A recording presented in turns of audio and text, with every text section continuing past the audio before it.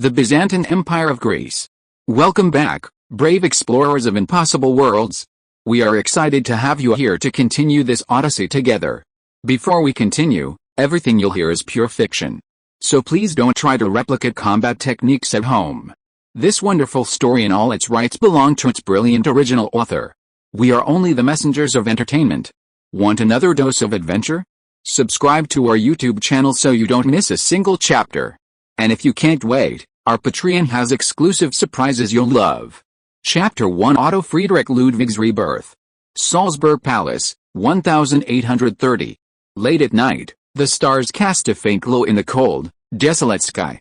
Standing on the balcony of his bedroom, Otto Friedrich Ludwig looked up at the sky, his heart churning with emotion as he recalled his past life. A sense of temporal and spatial dislocation, of unreality, washed over him. Otto Friedrich Ludwig, the second son of King Ludwig I of Bavaria and Therese of Saxe-Hildburghausen, was born in Salzburg, Austria, in 1815, a prince of Bavaria. However, this Otto was not the Otto of the original history. At birth, his soul had already usurped his place from the future. Frankly, Otto was quite content to be reborn as a prince. His birth was noble enough, and if nothing unexpected happened, he would become king of Greece after the London Peace Conference in May 1832. By this time, Napoleon had suffered a complete defeat, but the ideas of the French Revolution and nationalism, which had spread throughout Europe with Napoleon's army, were gradually gaining momentum. In order to better intervene in the affairs of the Ottoman Empire, the Russian Empire had successfully obtained the right to protect Orthodox Christians within Ottoman territory during the Russo-Turkish War. Using this right, Russia continuously supported the spread of nationalist ideas within Ottoman territory, instigating unrest within the Ottoman Empire, especially in the Balkans. Rigas Farias, an influential writer and intellectual in Greece, was deeply influenced by the French Revolution. He called on all Balkan people to unite and establish the Balkan Republic. Ultimately, in 1797, he was arrested in Trieste by Austrian officials and, along with his associates, handed over to Ottoman officials.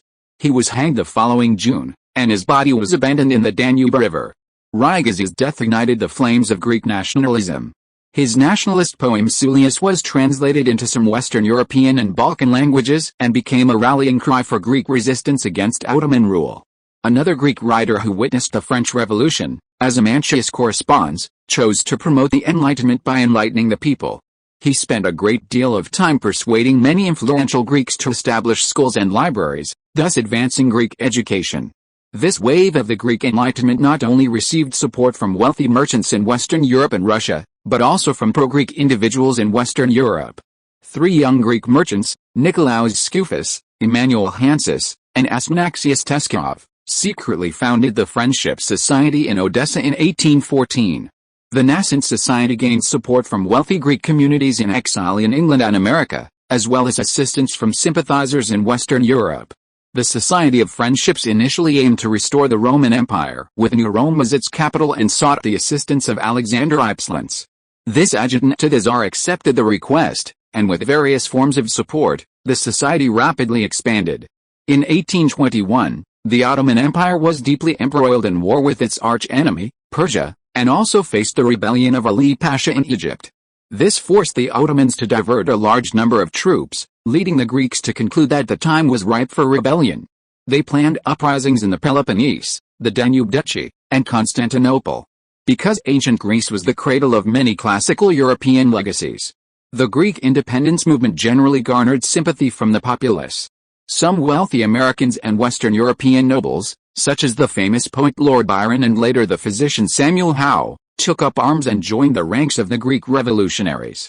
The insurgents established their own makeshift government and held their first national assembly the following year, declaring independence. The Ottomans reacted strongly to the Greek insurgents' actions. The Ottoman Empire was already in a state of continuous decline, but Mahmud I, the Ottoman Sultan, was no mediocre ruler.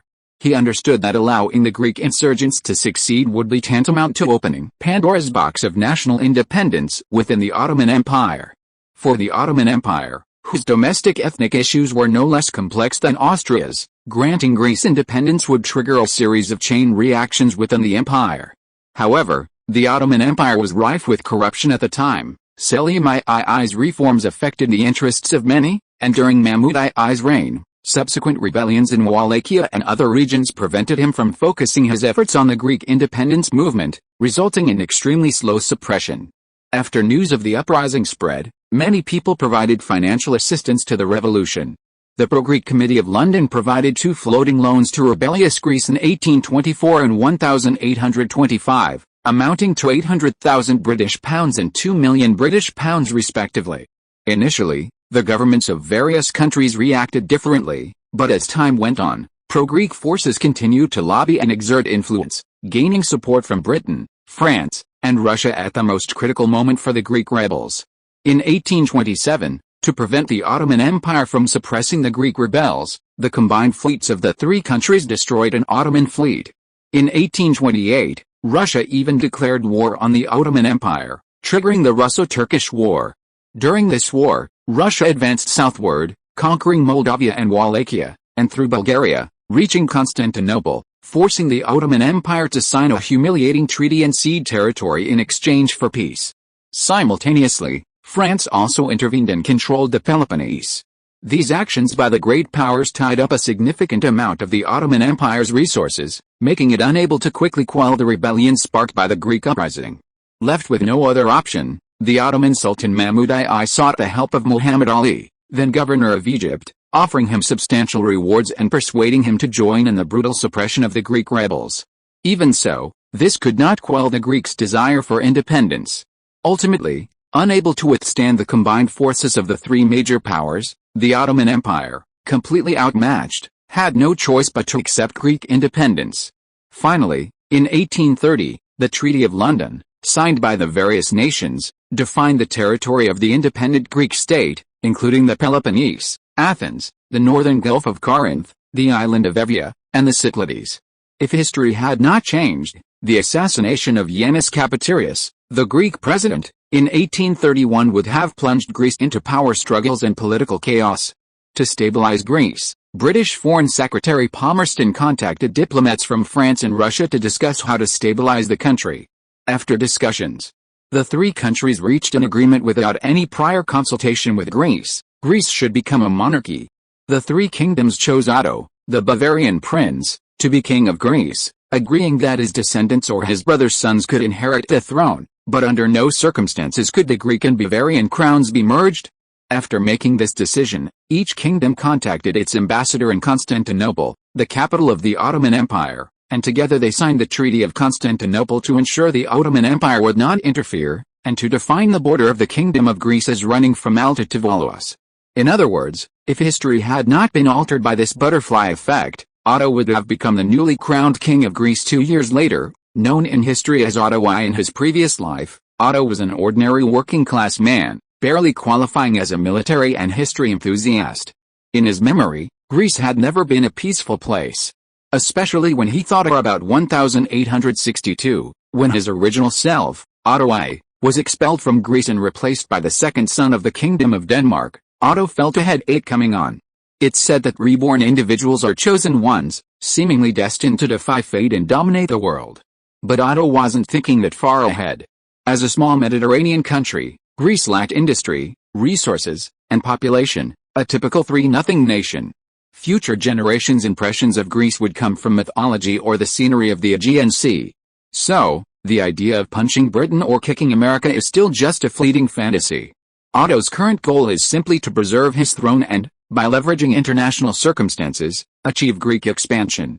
This goal doesn't seem too difficult if he prepares well and avoids choosing the wrong side. Another crucial point is controlling the rising nationalism to prevent being dragged into the abyss by irrational public sentiment. Historically, Greece joined the Balkan Wars due to the rise of domestic nationalism, driven by so-called pan-Hellenic nationalism. As it turned out, Greece's military was utterly inept, and it was soundly defeated by the Ottoman army. Had it not chosen the right side during World War I, it wouldn't have been able to reclaim a vast swath of territory from the Ottomans with relatively little effort. In this respect, Greece's military prowess was comparable to that of the Kingdom of Sardinia, which unified Italy.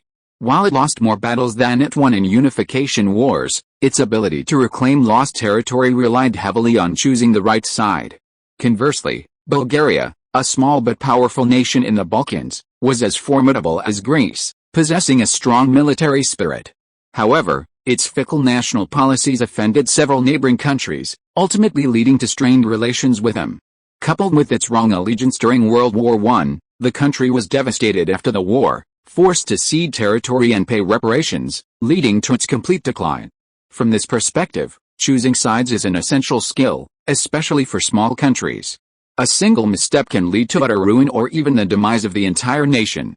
Regardless of the future or the choices he makes, Otto is currently just an ordinary prince of the Kingdom of Bavaria, with his future brother, Maximilian II, above him. His selection as King of Greece was due to the self-interest of England, France, and Russia, coupled with his lineage from the Byzantine Comnenus and Lascaris dynasties, which gave him a slight legal advantage. However, his thoughts shifted. As the saying goes, when poor, cultivate your own virtue, when rich, benefit all under heaven. Otto was not yet King of Greece, and didn't need to consider ruling the country. His most important task at present was to make money.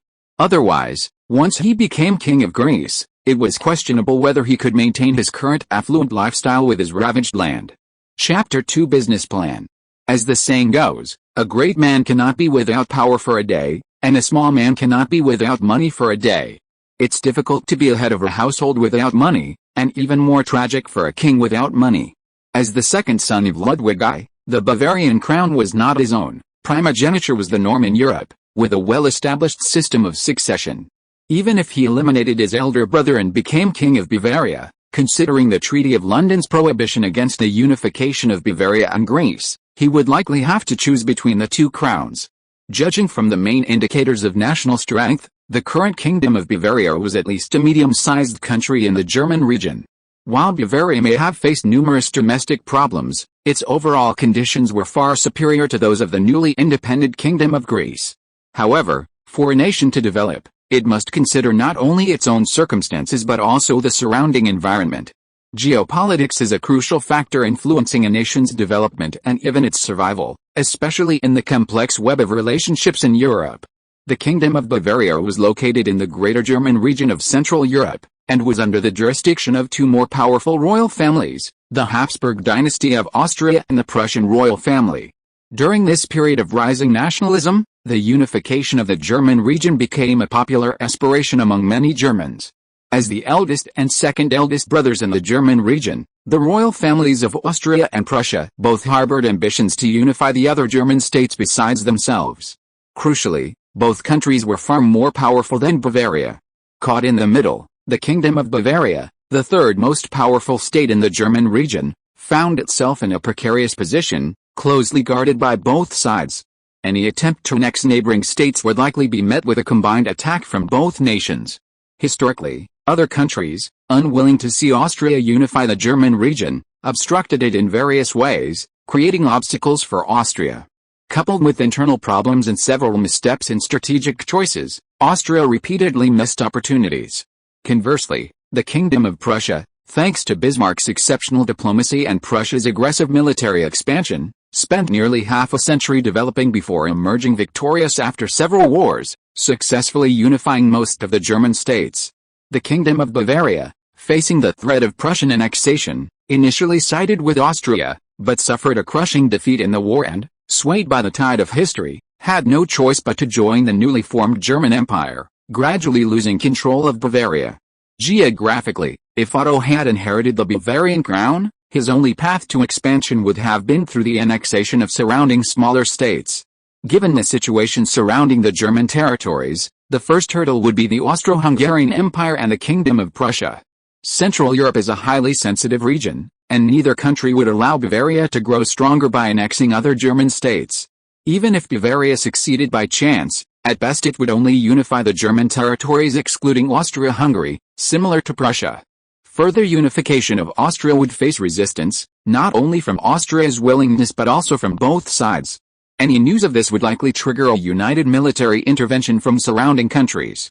Thus, even if Bavaria achieved industrialization, it would inevitably face a European power structure similar to that of a future Second German Empire. Otto dared not gamble that he or his descendants could break through the blockade imposed by Britain and France, supported by numerous colonies, and the Russian Empire, the military police of Europe. Fighting on two fronts with foreign trade blocked, The sheer difficulty of this scenario made victory incredibly unlikely, and there was a strong possibility that Otto would suffer the same fate as Germany in the future. Conversely, the Kingdom of Greece, located in the Mediterranean, was surrounded by countries far weaker than Britain, France, and Russia. These included the now weak Ottoman Empire, the ununified Italy, and the feudal or even tribal Africa to the south. In terms of the potential for development in its surrounding areas, the situation was far less dire than a difficult challenge. Historically, Greece acquired considerable territory from the Ottomans simply by aligning itself with Britain. If we can leverage our understanding of history and apply it to our current situation and diplomacy, we shouldn't be worse off than ancient Greece. The current Kingdom of Bavaria is developing slowly and its finances are not great, but the royal family is still very wealthy and has a large number of prominent relatives. The royal family's greatest wealth is land. Otto himself, through his charm and sweet talk, received a large fiefdom from his parents, and his allowance is the highest among his brothers. However, once his elder brother becomes King of Bavaria, the royal assets will essentially fall into his hands, and he will at most receive an annual pension, the amount of which will depend on how much his elder brother is willing to give. Even if he becomes King of Greece, the Kingdom of Greece, ravaged by the War of Independence, will find it difficult to have sufficient funds for national development in the short term. Therefore, whether it is to secure a future for himself or to have enough money to spend and even build the country after inheriting the Greek throne, making as much money as possible in these 2 years is of utmost importance. When Otto thought about making money, the first thing that popped into his mind was arms trade, but he immediately dismissed it. His observations over the years had taught him that arms trade was unrealistic. These days, every large-scale arms deal was accompanied by political transactions. There were only so many powerful buyers in the international market, and the large-scale arms trade had long been divided up through loans and treaties. Small-scale transactions of 100 or so guns were simply not suitable for Otto's current status. The money he could earn wouldn't even cover his personal expenses. Having eliminated the option of becoming an arms dealer, Otto quickly came up with new ideas, starting with department stores. The first department store in history was established in Paris in 1852 and quickly spread throughout the world. For that era, department stores possessed advantages far superior to those of today. As for supermarkets, which were even more advanced, Otto felt they might be more convenient and have a wider market, but he shouldn't take too big a step at once. Any business model must adapt to the times. Especially since, as far as he knew, department stores mainly dealt in durable goods, primarily targeting the mid to high-end market, focusing on efficiency through management and profiting from renting out space. In this respect, Otto still had an advantage. He had a large number of direct and indirect relatives, many of whom owned substantial land and fixed assets. If he was willing to spend the money, he could certainly acquire a batch of properties suitable for opening a department store. Moreover, the variety of mid to high-end goods in that era was far less extensive than in later periods, and many were intricately linked to the nobility, with their main target customers concentrated in cities. Leveraging this network of relationships, he could find suitable partners at least in Greater Germany, and even in surrounding France, England, and Italy. After a calm analysis, Otto concluded that given the current economic situation in Europe, most of the money was in the hands of wealthy capitalists and nobles, which was sufficient for a department store to stand and make a profit. With this in mind, Otto quickly went to his desk and began writing a simple plan. To run the department store well, besides investing sufficient capital as a foundation, he also needed to leverage his network to expand rapidly. Furthermore, for a department store to thrive, sales staff were crucial. As for connections, he could manage them within the Kingdom of Bavaria himself. After all, it wasn't unusual for members of the royal family to run their own businesses, and no one in the country would dare to disrespect him, the most favored prince. Outside of the Kingdom of Bavaria, Otto quickly wrote down several names, mostly nobles he knew or had only met a few times at banquets. These were predominantly from the German regions, all wielding considerable influence in their respective countries and perfectly capable of being partners. As for sales associates, he could recruit quick-witted employees locally. European cities are teeming with agents who help with renting apartments, introducing shops, and so on. With a selection of these individuals and a little training, they could become excellent sales associates. Department stores were still a very novel business model at that time, and he had become the most professional person in this field. He had at least met a department store owner, and in his previous life, A friend of his had been a senior executive there, and he had heard a lot about related knowledge from the friend over drinks. In any case, this is the first business plan of a department store in this era. Perhaps it will even become historical material, serving as evidence for future generations to study their future king. After working for more than a month, based on the various data collected by his subordinates, and by gathering business talent through the royal family and selecting suitable partners, Otto finally formulated a detailed plan. He felt relaxed and even began to think about the future. Chapter 3: Opening Business. With a plan finalized, Otto's slush fund, accumulated over many years, was spent like water, while staff training commenced in earnest. The initial plan was to recruit 100 people. Besides being eloquent, they needed to be literate and possess basic mathematical knowledge. Otto entrusted this task to one of his attendants, only providing guidance from the sidelines. It's easy to imagine that the majority of department store customers in this era were nobles and wealthy merchants, with perhaps a smaller number of middle-class individuals. To ensure service quality, these sales assistants had to undergo basic aristocratic etiquette training, thus elevating the department store's image. As for the venue, within the cities of the Kingdom of Bavaria, the most suitable ones were selected and purchased to maintain control. Due to limited funds, in cities where market potential was deemed low, they could only rent for the time being. Once these properties were acquired, they would simply renovate them, mimicking the most popular decorating styles of the era. Overall, the requirements weren't high. They didn't need to be 4 or 5 stories high like modern department stores, as they couldn't possibly stock such a wide variety of goods. Many of the brands that would become famous in later generations were still non-existent. This revealed another avenue for Otto's wealth. Luxury clothing also had promising prospects, even a gold mine. However, for now, the priority was to get the department stores up and running, and they could wait for the funds to return and for more substantial capital to be available. As for confirming the goods, contacting suppliers, and handling the formalities, it was all quite easy. After all, he was a prince, and he had that much face to maintain. Most of the time, a single sentence was enough to settle things. This busy period, from finding partners, training staff, securing venues, decorating, and stocking up, took another 5 months. Otto's department stores were finally ready in several major cities of the Kingdom of Bavaria. On June 18th, Otto chose what he considered an extremely auspicious day, and the department stores finally opened. Thanks to advance publicity among the nobility, a large number of customers flocked in on opening day, and due to the sheer number of people, they even had to limit entry. Like the Chinese, many foreigners also enjoy watching the excitement and gossiping. People tend to follow the crowd, especially when they see many high-status people buying large and small bags of goods. Those middle-class people with some savings can't help but follow suit. The department store's profits did not disappoint Otto. On the first day alone, the Munich department store's turnover was as high as £4,600, because the various currencies in Europe at that time were quite chaotic and data was not easy to collect, so pounds were often used as a substitute for a more intuitive representation, with a gross profit margin as high as 40%. The currency of this era was still based on the gold and silver standard, pegged to gold, and most currencies were even cast in gold and silver, making them quite resilient. Judging by these revenues, Otto's department store was a golden goose. When the sales figures from the other cities came in, they were likely to be even more surprising. But thinking about it, it's understandable. It was the department store's first appearance. And the initial advertising was excellent. Because it was owned by the prince, many Bavarian nobles patronized the store on its opening day. Many of these customers were the type who bought things without looking at the prices, and under the sales staff's persuasive sales pitches, they unwittingly bought a large amount of stuff.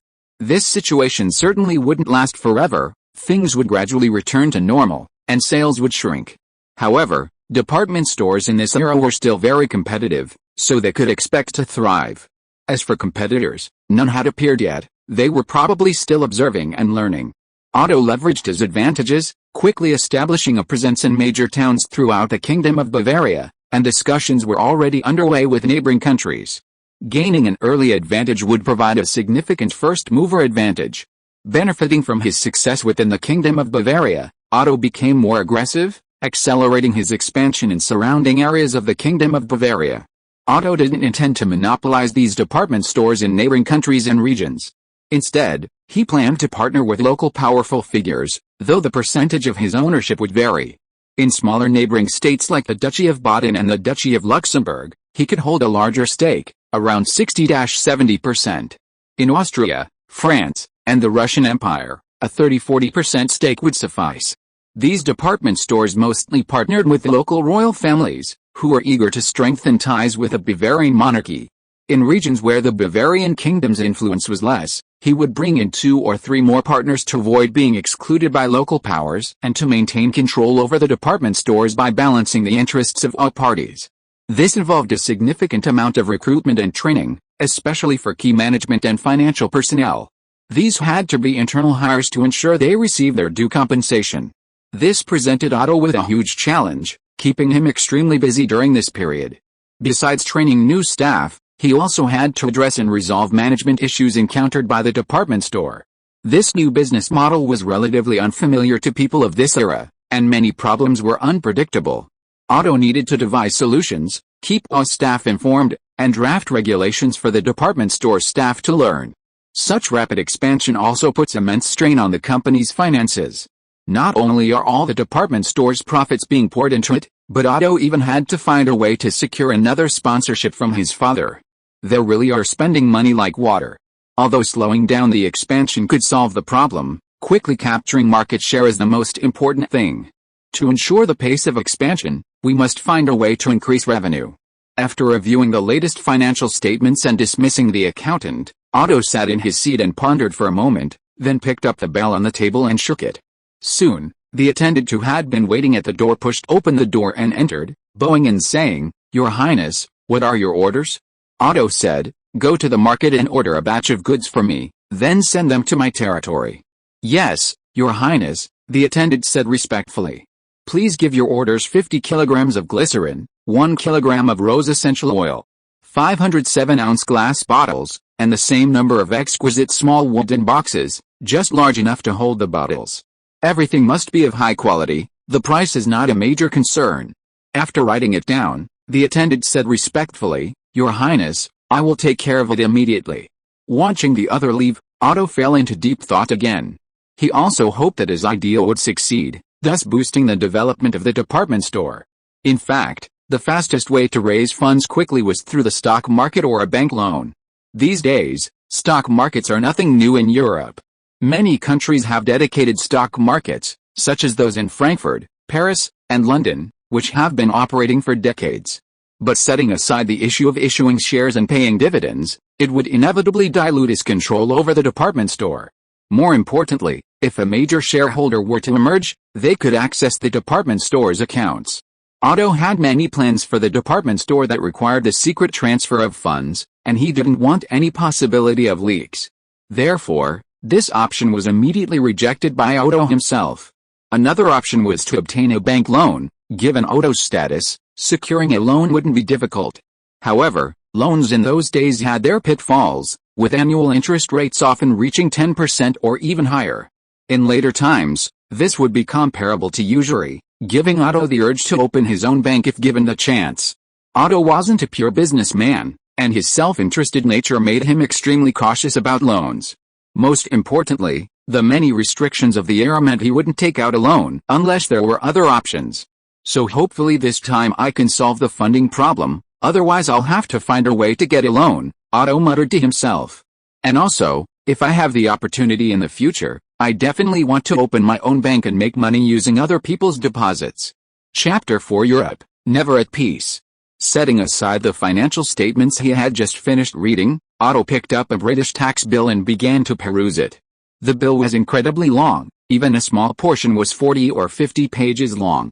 Otto read it carefully, each clause causing him to frown more and more. The people who drafted these bills were truly ingenious, cramming together all sorts of irrelevant and disparate things. Even he, with his 21st century higher education, was struggling to comprehend it. Expecting ordinary people to understand it was simply wishful thinking. Nevertheless, Otto patiently read through it bit by bit, intending to use it as a reference for legislation should he become king in the future. After all, not only did he have little knowledge of various laws in his previous life, but even as a legal expert, laws still needed to be adapted to the times. Simply copying 21st century laws from his previous life would be like trying to find a sword by marking the boat where it fell into the water. As the only industrialized country in this era to have completely completed the first industrial revolution, Britain's various laws had a lot of reference value for Otto, which is why he deliberately spent time studying and understanding them. After studying for a while also jotting down many of his understandings and key points in his notebook, he lost track of time.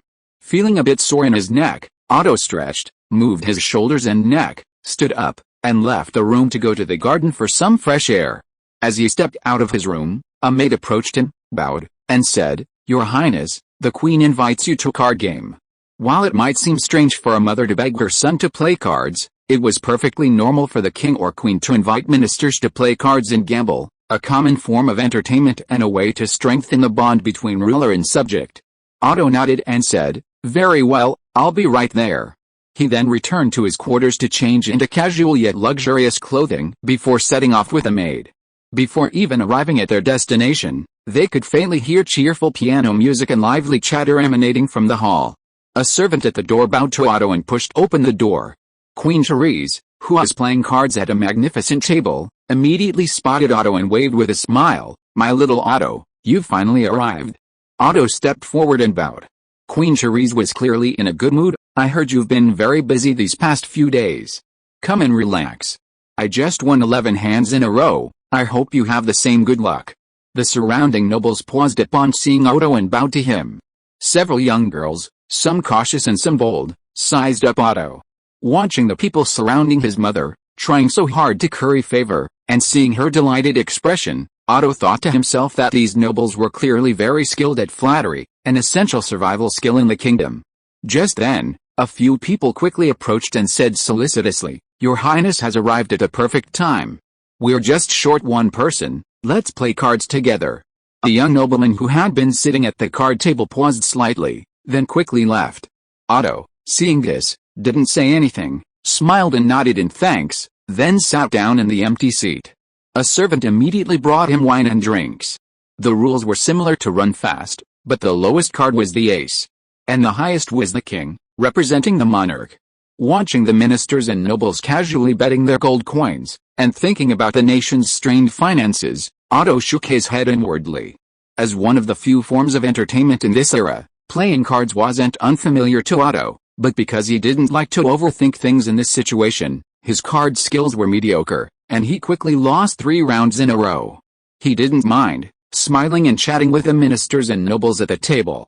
He had some wins and some losses afterward, and by the end, he had lost about 13 pounds in total. In fact, for most people here, winning or losing at the card table was just small change, they were more there for socializing. While playing cards and chatting, unlike the ladies at the Queen's table who enjoyed gossiping about courtly matters, Otto's table was entirely male. Men, when gathered together, tend to talk about women and offer their opinions on current affairs, eventually leading to a discussion of recent events. In the turbulent continent of Europe, there's never a shortage of tinder boxes. Just recently, the French bourgeoisie, dissatisfied with their right to vote, instigated an uprising in Paris. King Charles X of France was caught off guard by the sudden Paris riots and within days lost the hard-won power, squandering the last chance for the Bourbon dynasty in history. It can only be said that this king's character was not decisive enough. If it were Otto, he would have ordered the army to suppress the riots immediately upon discovery. Even Napoleon started his reign this way. A monarch who dares not fire on his own capital is not a good monarch. This is a saying I saw online in my previous life. But sometimes, in the face of crisis, only decisive and ruthless measures can minimize the cost. Charles X's initial hesitation caused him to miss the best opportunity. A moment's hesitation led to the loss of his capital. Seeing this, the enemy hesitated, morale wavered, and the tide turned. Louis Philippe, Duke of Orléans, seized this opportunity to ascend the throne and take control of the country. Because Louis Philippe ascended the throne in July, this new dynasty is known as the July monarchy.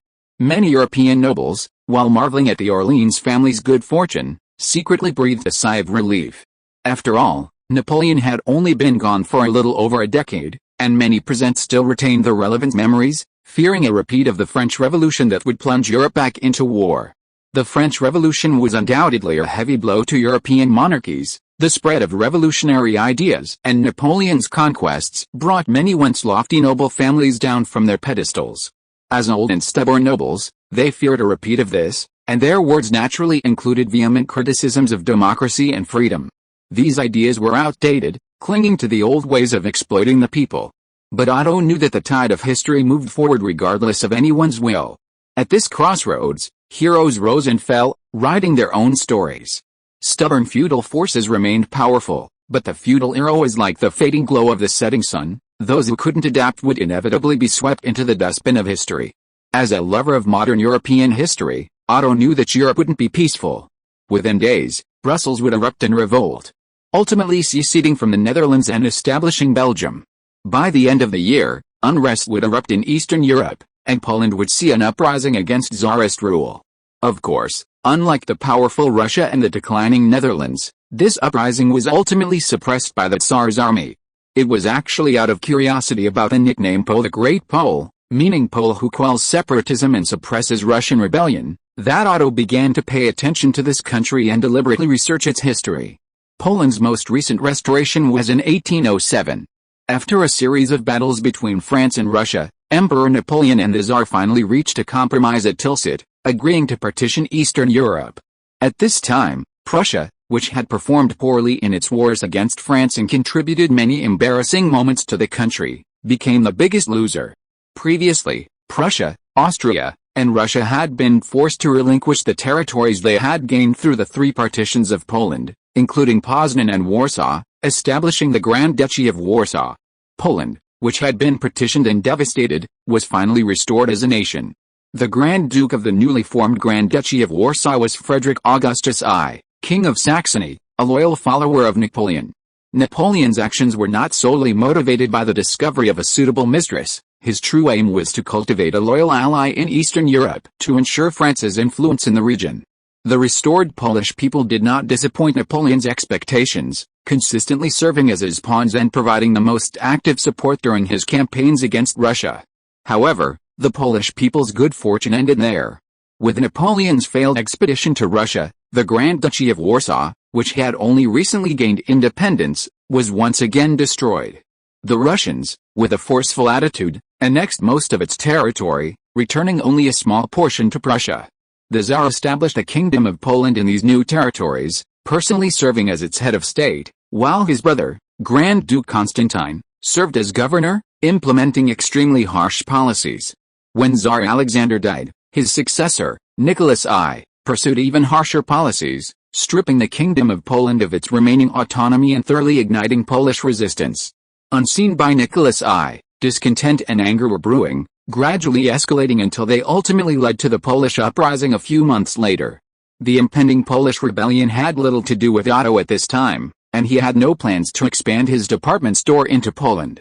Withdrawing his wandering ideas, Otto turned his attention back to the poker table. Chapter 5 New Products. 2 tens. The Count, seated at the head of the table, played his first card. Otto took the juice handed to him by the servant beside him, smiled and nodded in thanks, then looked at his own cards, shook his head, and said, "No." Then he glanced at the gold and silver coins piled on the table. In this day and age, apart from Britain, which had begun issuing some paper money, most countries still used gold and silver coins for transactions. The cabinet minister opposite him, casually scattering the coins, unconsciously reminded Otto of the Bavarian kingdom's dire financial straits. National financial difficulties didn't mean the nobility and royalty were poor. Just recently, he had received a small sponsorship from Ludwig I, a full £50,000, a considerable sum in those days. The Bavarian royal family possessed vast assets throughout Germany. If they were truly willing to invest this money in national development, it was entirely possible for the kingdom to achieve initial industrialization. Thinking of this, Otto shook his head and smiled bitterly. As far as he knew, the Prussian royal family had invested a considerable amount of their money in military education and other areas during decades of reforms. Perhaps this was why Bavaria was annexed by Prussia, rather than the other way around. Otto's mind wasn't really on the card table, and his card-playing skills were mediocre. But unexpectedly, after losing several hands in a row in the middle of the game, his luck quickly turned around. From then on, Otto won every hand he played, even winning one hand where his highest hand was only a queen, and almost all of his cards were single cards. By the time the game ended, Otto had amassed a small pile of gold coins. Looking at the nobles and ministers who seemed unfazed, chatting and playing cards, and thinking of his mother, who also had excellent card luck, he couldn't help but sigh inwardly. This is power. According to court tradition, one cannot intentionally lose in gambling, but how can such a tradition be truly enforced when facing power? These people participate in the palace's entertainment activities primarily to cultivate relationships with the royal family. Naturally, they wouldn't stray from this path. In his previous life, he was just an ordinary person, starting as a junior employee and climbing the corporate ladder to middle management through over 20 years of hard work. In that process, he naturally did many things to please his superiors. Such things only require putting oneself in their shoes to understand. Although he had some suspicions, Otto wasn't foolish enough to point them out, especially since winning always felt great. However, his desire for power unconsciously grew. Before he knew it, it was past 11 p.m. Looking at the time, although he felt quite energetic, he remembered he had important business the next day, so he got up to say goodbye, packed up his winnings, and returned to his palace. Walking down the palace corridors, Otto unconsciously thought of Greece. Relationships between nations are actually quite similar to those between people, especially in this era where the survival of the fittest is even more blatant. Weak nations have to do everything they can to please the powerful, because if they accidentally offend one, they could face annihilation. So even if I become king in the future, to live well, I still need to develop Greece, implement reforms, continuously expand, and complete industrialization. All of these are indispensable, and all of these require sufficient funds. With these thoughts in mind, Otto lay on his bed in the palace and fell asleep without realizing it. For the next while, Otto was busy again, which displeased his mother, Queen Teresa. One day, she caught Otto when he returned home from work. "Otto, why are you running around? Can't you see me?" Queen Teresa's tone was somewhat displeased. "Ah, it's my dear mother. What can I do for you?" Otto ran to his mother with a fawning smile. "It's just some department store, you can just hand it over to the staff." "Is it really that busy? I haven't seen you for months, and you've missed several important banquets," Queen Teresa said, glaring at Otto. "Mother, you know I don't have many capable people around me. I don't really trust those people to handle things. Not long ago, I dealt with a few guys who dared to embezzle large sums of money during this period of financial chaos," Otto explained. "Things will be fine once this busy period is over. I'll definitely attend the next banquet. Oh, by the way, I have something nice to give you, Mother. I'd like to see what you have to offer." Queen Teresa's anger subsided considerably at the thought of her most beloved son giving her a gift. She followed Otto to the study and watched as he took out a beautifully carved small wooden box from a drawer in her desk. "Is it some kind of jewelry?" Queen Teresa asked, taking it. "It's not jewelry to adorn your beauty, but something that will make you even more beautiful," Otto said mysteriously. "Make you more beautiful?" Queen Teresa's eyes lit up. A woman's pursuit of beauty is endless, and hearing this, she immediately became interested. She opened the wooden box and saw a glass bottle containing a pinkish purple paste. This was actually the first cosmetic Otto had made. Thanks to his wife's explanations in his previous life, Otto had some understanding of how salicylates were used to make cosmetics. "This is how you use it," Otto said, moving closer to Queen Teresa. He opened the cork on the glass, scraped out a small piece with his finger, and evenly applied it to the back of Queen Teresa's hand. "It can nourish the skin, making it more supple and radiant." The texture was smooth and moist, with a floral scent, very pleasant. Queen Teresa observed it for a moment and felt that the skin on her hands had become even more moisturized and radiant. This is usually applied to the face. Daily use can make the skin smoother, softer, and more radiant, and it also has a certain effect on clearing acne. As soon as Otto finished speaking, Queen Teresa summoned her maid and, using the mirror the maid brought out, imitated Otto's actions, applying some to her face. After looking at herself in the mirror for a while, confirming that her skin felt great and the effect was obvious, Queen Teresa's mood immediately brightened. "It seems you haven't forgotten your mother. It feels very smooth. I like this stuff. Do you have any more?" Looking at the small glass bottle, Queen Teresa felt the product was good, but it seemed like there wasn't enough. She wasn't planning on just applying it to her face. "This is something I had people research for a long time before they could produce it. Right now, there's only one sample bottle, But if mother needs it, I'll have a batch made and sent to you immediately, Otto said at the opportune moment. Very good, remember to tell them to hurry. Queen Treise nodded in satisfaction, then added, there's a ball in 2 days, you can't miss it again. Don't worry, mother, I won't forget. And if anyone asks about the changes in your skin, just tell them you're using the lotion I gave you. Seeing the satisfied Queen Treise, Otto felt even more that the cosmetics business had potential. He even considered inviting royalty and nobles from various countries to try and endorse the products, thus quickly promoting them. In this way, although he found most of these balls somewhat boring, they were still part of the social life of the nobility in this era, and it would also be a good opportunity to give his hard-earned beauty products a good beating. Then Otto thought about his family's powerful network of connections. His deceased grandfather and his second wife had 5 daughters, all of whom married into very prominent families. The current Crown Princess of Prussia, the Crown Princess of Saxony, and the Queen of Austria were all his aunts by seniority. It seemed reasonable for him to send gifts to these elders.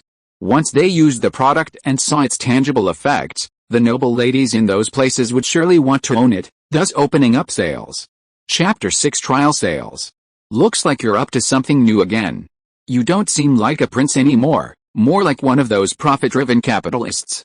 Queen Teresa, of course, saw through Otto's scheme. She affectionately patted Otto's hair. Giving me something, and you're already scheming. I spent a lot of money and did countless experiments to develop this lotion. I just succeeded recently, and you were the first person I thought of. You can't expect me to not even recoup my costs, can you? Otto cooperated by putting on a wronged expression, adopting the posture of a proper capitalist. As for the brand name of the cosmetics, being someone who has trouble coming up with names, Otto thought for a long time before deciding on Venus's Secret. Besides the moisturizer, there will be other product lines available, which will surely empty the wallets of those noble ladies. After all, people in later generations know that women's money is the easiest to earn.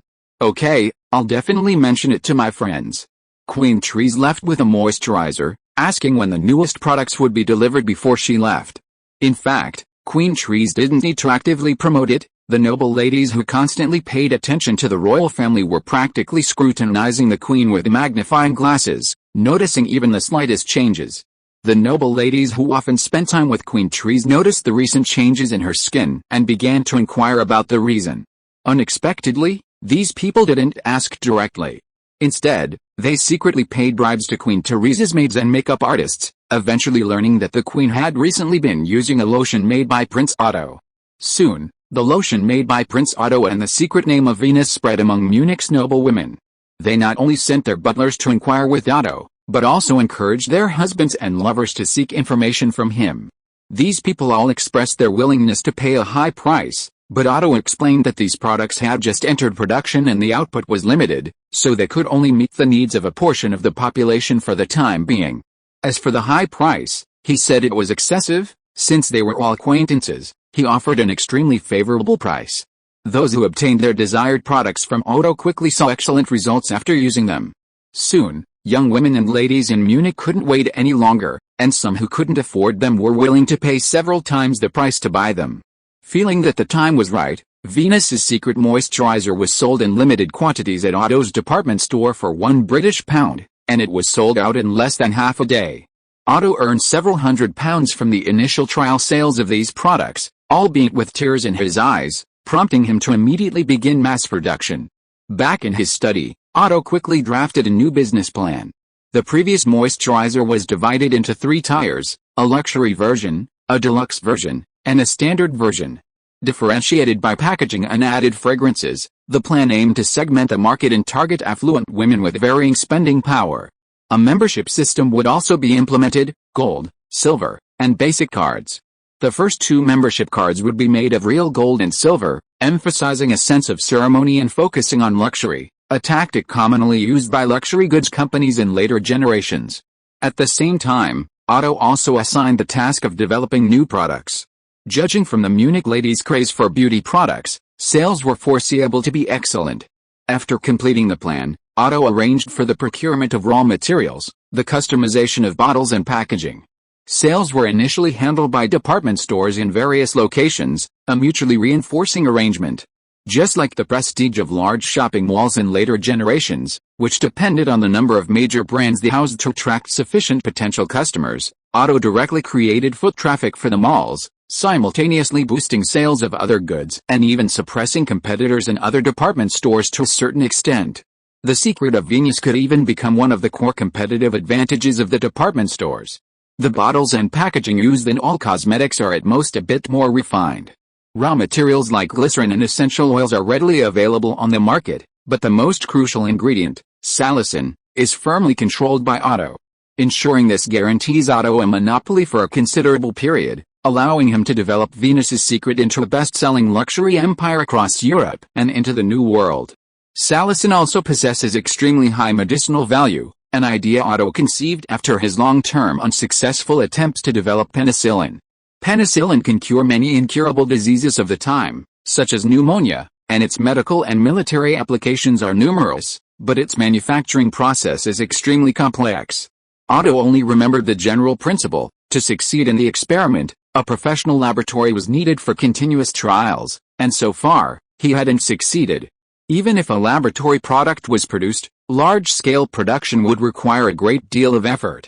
He was more familiar with the principle of salicylates, and the production was simpler, which is why he produced them first, which also led to the creation of the byproduct, the moisturizer. Due to Queen Teresa's request, Otto attended several aristocratic banquets that he considered tedious. Of course, he didn't gain anything entirely, at least he learned a valuable talent for managing the family business from his mother. Franka Kafka, an Austrian in her early 40s, had previously been involved in managing some of the royal family's businesses and had performed admirably. After a thorough discussion with him, Otto initially recognized his abilities and, through persistent persuasion, borrowed him from his mother to give him a trial period. If he performed well, he could be assigned to manage a luxury goods company in another city. Setting up a luxury goods company wasn't difficult. For their only product, a moisturizer, the bottles and packaging could be custom-made by shops initially, ensuring sufficient supply. Raw materials like glycerin and essential oils were readily available on the market. The manufacturing factory was only responsible for the final steps of filling, packaging, and sales. Product research and promotion were handled by others. The core of the cosmetics business remained in Otto's hands. Unlike trusted confidants he'd nurtured over many years, Franka wasn't yet someone Otto could entrust with crucial tasks. Only after Franka had worked for a while and proven his trustworthiness would Otto gradually delegate more responsibilities, allowing him to take charge independently. The market economy of that era wasn't very developed, and information exchange wasn't as convenient. Family businesses were the mainstream, making talent difficult to find and with low mobility. Currently, some of Otto's associates were recruited from his parents, while others were people he had funded and trained over the years. However, due to the rapid expansion of his business, Otto felt there was still a lack of talent around him. As for talented individuals outside, he could only keep an eye out and try to find them if they slipped through his fingers. The University of Munich, for example, has several thousand students currently enrolled, which seems like a lot, but only a little over 1,000 graduate each year, distributed across various disciplines, making the number even smaller. Those who graduate are mostly descendants of aristocrats or wealthy merchants, and most already have their own places to go. University students of this era were truly the cream of the crop. Government departments and major corporations even pre-booked them before graduation, leaving very few actually needing to find work. As department stores in Bavaria gradually became established, department stores in other parts of Germany also opened, and Otto selected some of the best performing employees to go there. Otto valued the rapid expansion into surrounding markets, especially in the French market. Paris is now the cultural center of Europe, its influence undeniable. He's decided to make a personal trip, accompanied by a considerable number of financial personnel. In this era, there are no computers, not even calculators. Accounting is entirely manual, a tedious task requiring a high degree of loyalty. Especially since Otto often finds himself unable to effectively manage things in France, each department store must have reliable financial staff. Fortunately, in the years since his rebirth, while Otto may not have sponsored many university graduates, he does have some high school graduates. Even so, the current talent pool is barely enough to expand department stores throughout Germany and France. This is Otto's current worry. The road to opening department stores in major cities worldwide remains long and arduous. Chapter 7: Christmas and Extravagant Nobility. Time flew by, and by the end of 1830, there was still much good news. The department store's profits exceeded Otto's initial estimates. The Munich department store had already broken even in its first month, and profits in other regions were also very good. Otto was now investing all this money in a new round of expansion. Of course, in the more developed regions of Europe and the Americas, Otto estimated that his first-mover advantage would only last about 6 months to a year. If he couldn't capture the market in time, other shrewd merchants would soon join in, and even these early entrants would face competition in the future. Currently, the business is still in a monopoly phase, so the profits are quite substantial. Monthly net profit in Bavaria already exceeds £50,000. Once the expansion plan in Europe is completed, the department stores in Germany and France will likely provide hundreds of thousands, even millions, of pounds per month for his use. However, when you really think about it, this money still feels insufficient compared to what Otto will be doing in the future. Leaving aside the need for continued expansion, considering that Greece is still waiting for him to take control and develop, Otto feels he still needs to work harder. After all, he's a transmigrator. How can he be satisfied with such a small achievement? Of course, if he were still alive before his rebirth, earning hundreds of thousands of pounds a month, he would be more than satisfied. But now, he starts as a prince, and will become the king of Greece in the future. He needs to broaden his horizons. Thinking of those transmigrated predecessors who casually made inventions and creations, pocketing tens or hundreds of millions of pounds, their assets skyrocketing, his current situation is truly a small business in comparison.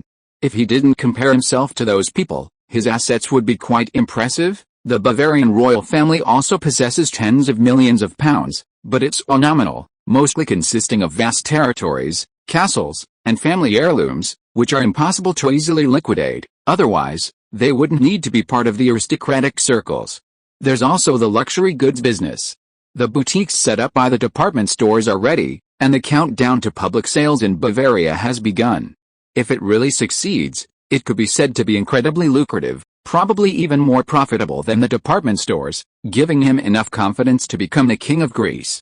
As preparations for the full-scale launch of Venus's Secret into the German market proceeded at a rapid pace, the busy Otto didn't notice that Christmas had arrived. The palace was decorated with exquisite Christmas trees, and the tables were laden with a dazzling array of food. On the streets of Munich, Santa Claus, wearing a red pointed hat, a long red robe, and with white hair and beard, carries a bag of gifts, waving and handing out bags of food to passing children. Department stores also hold holiday sales, with a dazzling array of goods marked with joint promotions, attracting passers-by. The streets and alleys of Munich are filled with children, singing Christmas carols as they go from house to house. Christmas is the most important holiday in the West. At the Munich Royal Palace, a group of relatives and important cabinet ministers enjoyed a Christmas dinner together. After dinner, everyone sang and danced under the Christmas tree, exchanging gifts, and the whole scene was filled with a warm atmosphere. They waited until the clock struck midnight, then the whole family stood together, lit candles, recited the Bible in unison, blessed one another, and sang Christmas carols. The extravagance of European nobility often exceeded the imagination of ordinary people, and the expenses for this Christmas Eve were already beyond Otto's comprehension. Not only on important days, but even in daily life, the extravagance and wastefulness of the royal family still astonished Otto, an ordinary person in later generations. For example, Otto had more than a dozen personal maids, and the Munich royal palace had a team of chefs serving the Otto family, capable of cooking cuisines from more than a dozen countries. The palace employs hundreds of servants, and each member of the royal family has their own personal tailor. Otto's father has 7 or 8 luxurious carriages. The milk they drink comes from the finest cows on the royal family's exclusive farms, and they have a standard vineyard where only the finest grapes are used to make wine. Besides necessary expenses, the royal family spends no less than £100,000 annually on various banquets, and according to Otto's observations, this expense is increasing year by year. Nowadays, most European nobles and royalty spend their time idly, indulging in a life of debauchery and decadence, constantly attending or traveling to balls. During the French Revolution, rumors circulated that Louis V's wife, Louis V, led a depleted French treasury in massive debts, earning her the nickname Queen of the Deficit. While this account contains exaggerations and smears, a significant portion of France's enormous debt was indeed due to Louis V's alleged sacrifice of his liver and kidneys to support American independence. It also reflects the extravagant lifestyle of the aristocracy at that time. Otto understood this clearly, which is why he chose department stores and cosmetics as his business entry point. Royal aristocrats' annuities were often insufficient to cover their expenses, making their lands their primary source of income to support their lavish spending. This was a major reason why some aristocrats fell into poverty. The income from their lands could not meet their ever-increasing expenditures. With incomes exceeding expenditures, these nobles even resorted to loans rather than cutting back on spending, all to maintain a semblance of decorum and avoid becoming a laughingstock among the aristocracy. At this time, some of the more astute nobles began to venture into commerce, gradually transforming into capitalists and becoming the future capitalist aristocracy. Otto could, to some extent, be considered one of them. Over the years, Otto had gradually become accustomed to this extravagant lifestyle. But unlike other nobles, he still didn't see it as necessary, even considering it a bad habit. He believed that some aristocratic customs should have changed long ago. Excessive frugality wasn't necessary, but living within one's means was. But he wouldn't publicly express his opinion now. After all, he didn't have the strength to challenge the current aristocratic customs. Since it was Christmas, everyone should be happy together. Even the ordinary employees of the department store and cosmetics company each received a Christmas gift. It was food that Otto had arranged to purchase in advance, which was very affordable for these ordinary people. The German region, especially the central and northern regions, is densely populated and has limited land, so it needs to import food. Every time there is an economic crisis, the countries in the German region become major immigrant groups. Germans in the United States were once the largest ethnic group, before being replaced by Irish. After Christmas, the New Year quickly followed. After a busy period of completing the first phase of cosmetics production and promotion, and looking at the reports coming from all over the world, Otto considered taking a trip to Paris. In Greater Germany, the Bavarian royal family still wielded considerable influence, which allowed the department store in Venus's secret to expand relatively smoothly. However, in France, the Bavarian royal family's influence diminished significantly. Crucially, Otto was still only a prince, not a crown prince, which greatly reduced his standing in the eyes of local power brokers. Consequently, the department store's development in France inevitably encountered some obstacles from local forces.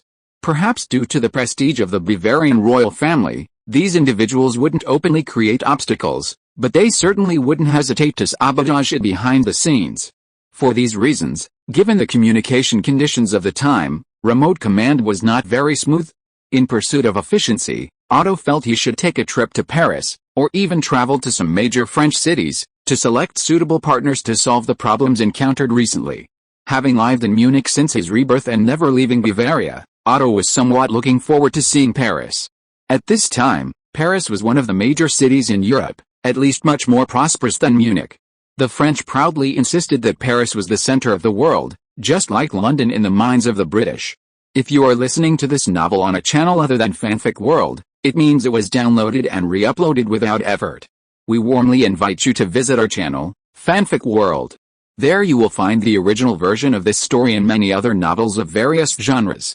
We look forward to seeing you dive into a world of incredible novels. Chapter 8: Arrival in Paris. Because of her need for pomp and circumstance, or rather, the royal family's need for prestige, Queen Teresa arranged a large entourage for Otto after learning he was preparing to go to Paris, expanding the planned procession several times over. Otto had no choice but to watch as Queen Teresa directed her servants to pack things into boxes. Won't so many people on the road take up too much time? Otto felt a headache coming on as he watched Queen Teresa direct her servants to load the large and small packages onto the carriage. These are all necessities. You can't lose face as a nobleman in front of those kingpins on your trip to Paris, Queen Teresa emphasized. After the French Revolution beheaded Louis V, many monarchs and members of royal families across Europe viewed the French revolutionaries as regicides and constantly criticized those in the French parliament. Although France had become a kingdom again, many European nobles still felt that France was rife with unruly people. Because he was still a minor, Otto had to plead with his parents for a long time before they agreed to his trip to Paris, and he also received a nominal overseas visit assignment. By the way, Our family also has a vineyard in Bordeaux that can produce 20,000 bottles of champagne every year. Not long after we got married, your father and I picked grapes in the vineyard together. In winter, you can also choose to go to the seaside in Nice for vacation. The Mediterranean Sea is completely different from the Baltic Sea. The scenery there is beautiful and the climate is pleasant. As she spoke, Queen Therese fell into memories. After the couple got married, they had a good relationship for a long time, otherwise it would not be possible to have 9 children. But now. He shook his head, put these thoughts aside, and said to Queen Therese, "Mother, I am going to Paris this time for business matters. As for vacation and fun, we can wait until the matter is settled." Otto didn't care much about beach vacations. When he became the king of Greece, he would have the opportunity to enjoy the Mediterranean seascape every day. But if you can't make enough money to develop Greece, you may not be in a leisurely enough mood to appreciate it. On the contrary, Otto was more interested in the vineyard. Now all he was thinking about was making money, and he was thinking about setting up a wine brand or something, which seemed to be a good way to make money. Business matters can be left to the stewards. As nobles, there's no need for you to become like those Jews, obsessed with money. Queen Teresa frowned. "I don't want to see you become such a profit-driven person." Queen Teresa's attitude actually reflected the common perception among most nobles of this era. When facing wealthy merchants, the nobility still felt a strong sense of superiority. Because, apart from France, political power in continental Europe was generally controlled by the aristocracy. Even if those merchants were wealthy, it didn't prevent the nobility from viewing them as nouveau riche. Otto didn't directly refute this deeply ingrained mindset. However, with the development of the times, the bourgeoisie inevitably seized control of the government step by step through various methods. The monarchies of continental Europe, like the nobility, were destined to decline. Railways were still a novelty at this time, so travel relied solely on horses. A massive carriage convoy departed from Munich and took more than 20 days to reach Paris, a speed that Otto, who had witnessed airplanes and high-speed trains in his previous life, found utterly astonishing. Otto naturally knew how to ride a horse. In fact, most European nobles learned to ride from a young age, but Otto mostly chose to travel by carriage. The main reason was that prolonged horseback riding was a terrible ordeal for Otto's buttocks. The close contact and wear with the saddle often led to hemorrhoids. Looking at the outline of Paris in the distance, Otto was slightly surprised. At this time, apart from England, other European countries had not yet begun industrialization. Otto had thought Paris was at most like a large county town, and he never imagined it could reach such a scale. Standing on a high ground downstream of the Seine, overlooking the entire city, he couldn't see the edge of the city as far as the eye could see. Moreover, upon closer inspection, there were clearly clusters of buildings within the city, while the city's edge consisted of a chaotic mass of bungalows, somewhat resembling the slums of Rio de Janeiro seen in movies. The roads leading to Paris were lined with a continuous stream of people and horse-drawn carts carrying various goods. After a brief observation, Otto and his entourage joined in. The Bavarian royal family also owned properties in Paris, similar to the mansions of the wealthy in some American movies. Originally located in the suburbs, they had gradually become part of the city as Paris expanded.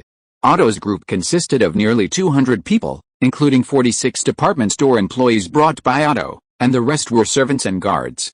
After settling everyone in, it was just afternoon, and Otto instructed his butler to pay a visit to the Paris government. After all, his visit to Paris was ostensibly for a friendly exchange, so he arranged for someone to notify the department store staff who had previously been sent to Paris to meet him. A few hours later, the department store staff arrived at the estate and, as requested by Otto, submitted a detailed report on the department store's recent expansion in France. Because Otto had given prior notice before his trip, the report was quite detailed. The department store had already reached agreements with partners in several important French cities, and in some cities, such as Paris, the department store had already opened, and its prospects seemed bright. However, compared to the German region, the adoption rate is significantly lower. Large cities like Paris and Marseille are doing relatively well, but the expansion in medium-sized cities is much slower. Local protectionism is always present, especially in smaller places. Given this situation, what methods do you have to deal with it? Otto put down the report, rested his hand on the desk, tapped the surface with his index finger, and asked the person in charge of the French region. In those big cities, we can cooperate directly with those powerful families. We also have deep connections with them, so whether it's contacting suppliers or finding partners, we don't have to spend too much energy on many things. This is why we were able to expand so quickly before. The obstacles our department store has encountered in other places are mostly caused by merchants bribing local officials.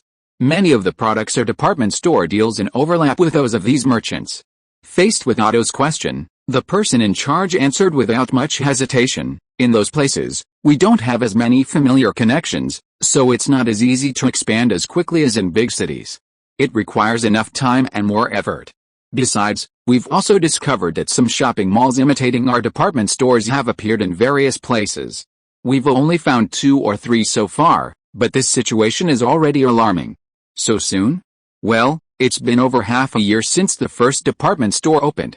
But these days, European businessmen are more perceptive than I anticipated. Listening quietly to the manager's report, Otto thought to himself, it seems I was too optimistic before. Now that there are imitators, large-scale imitation is inevitable. The competition is about to begin. Chapter 9. Am I beautiful? Otto and the person in charge talked late into the night, developing a preliminary strategy for expansion in France. Since copycats had emerged, besides continuing rapid expansion to ensure scale, refined management also needed to be prioritized. Supplier selection, logistics arrangements, and further improvements to internal management all required advanced preparation.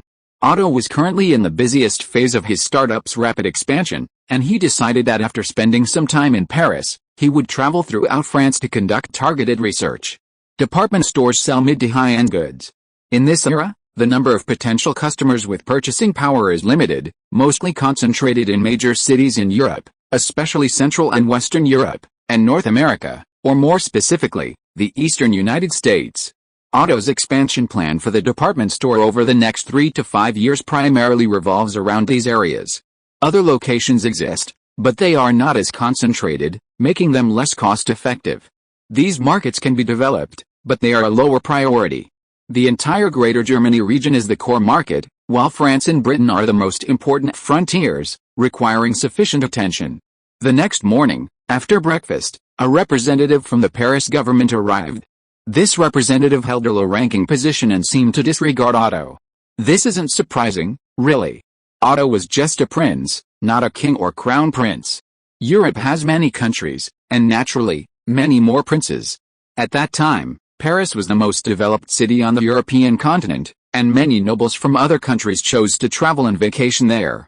For example, many Russian Grand Dukes liked to vacation in Paris during the winter, since Paris winters are much warmer than St. Petersburg. Because this was so common, the Parisian government was quite adept at handling these visiting nobles, and the French government didn't really care much about nobles from other countries visiting France. This staff member was specifically arranged because it was Otto's first time in Paris. Their role was somewhat similar to a tour guide. In fact, upon arriving in Paris yesterday, Otto had already arranged for invitations to be sent to the local nobles and powerful figures, inviting them to his ball. According to the prevailing social norms of the time, these people, after attending his ball, would then invite him to theirs. These days, there were countless balls and parties among the upper classes. After all, entertainment options weren't as diverse as in later generations, and many people flocked to balls when bored. What surprised Otto, as an ancient capital, was that Paris at this time didn't have city walls. Through explanations from those around him, he learned that Paris originally had city walls, but as the city's population increased, the urban area gradually expanded beyond those walls. During the reign of Louis XIV, the Sun King, the old city walls were demolished, and a ring road was built around the city's outline for soldiers to patrol, with a plan to rebuild the walls once the government's finances improved. However, before the new walls were completed, the city expanded again beyond this ring road. Now, only the city center and the Isle de France retain some walls and fortresses, but they have long lost their former military function. Modern Paris, like many modern metropolises, has a blurred line between its urban and suburban areas. The streets were actually in better condition than he had imagined. Before his rebirth, he had seen many jokes online about how European nobles were unhygienic, often not bathing or washing their hair, and how city streets were so dirty that excrement was everywhere. Actually, the idea of not bathing was medieval. This was the modern era. As for the streets being too dirty, that seemed like an exaggeration. Modern Paris had a very sophisticated sewer system, so it was impossible for the streets to be full of excrement. Of course, the streets couldn't be as clean and tidy as the city Otto lived in later. The carriage traveled on the cobblestone streets, inevitably picking up dust and dirt, and the smell wasn't exactly fresh. It had a strange, worn-out odor. The Parisian civil servant, unaware of Otto's inner turmoil, watched him survey his surroundings and suddenly said, "The Seine is just ahead.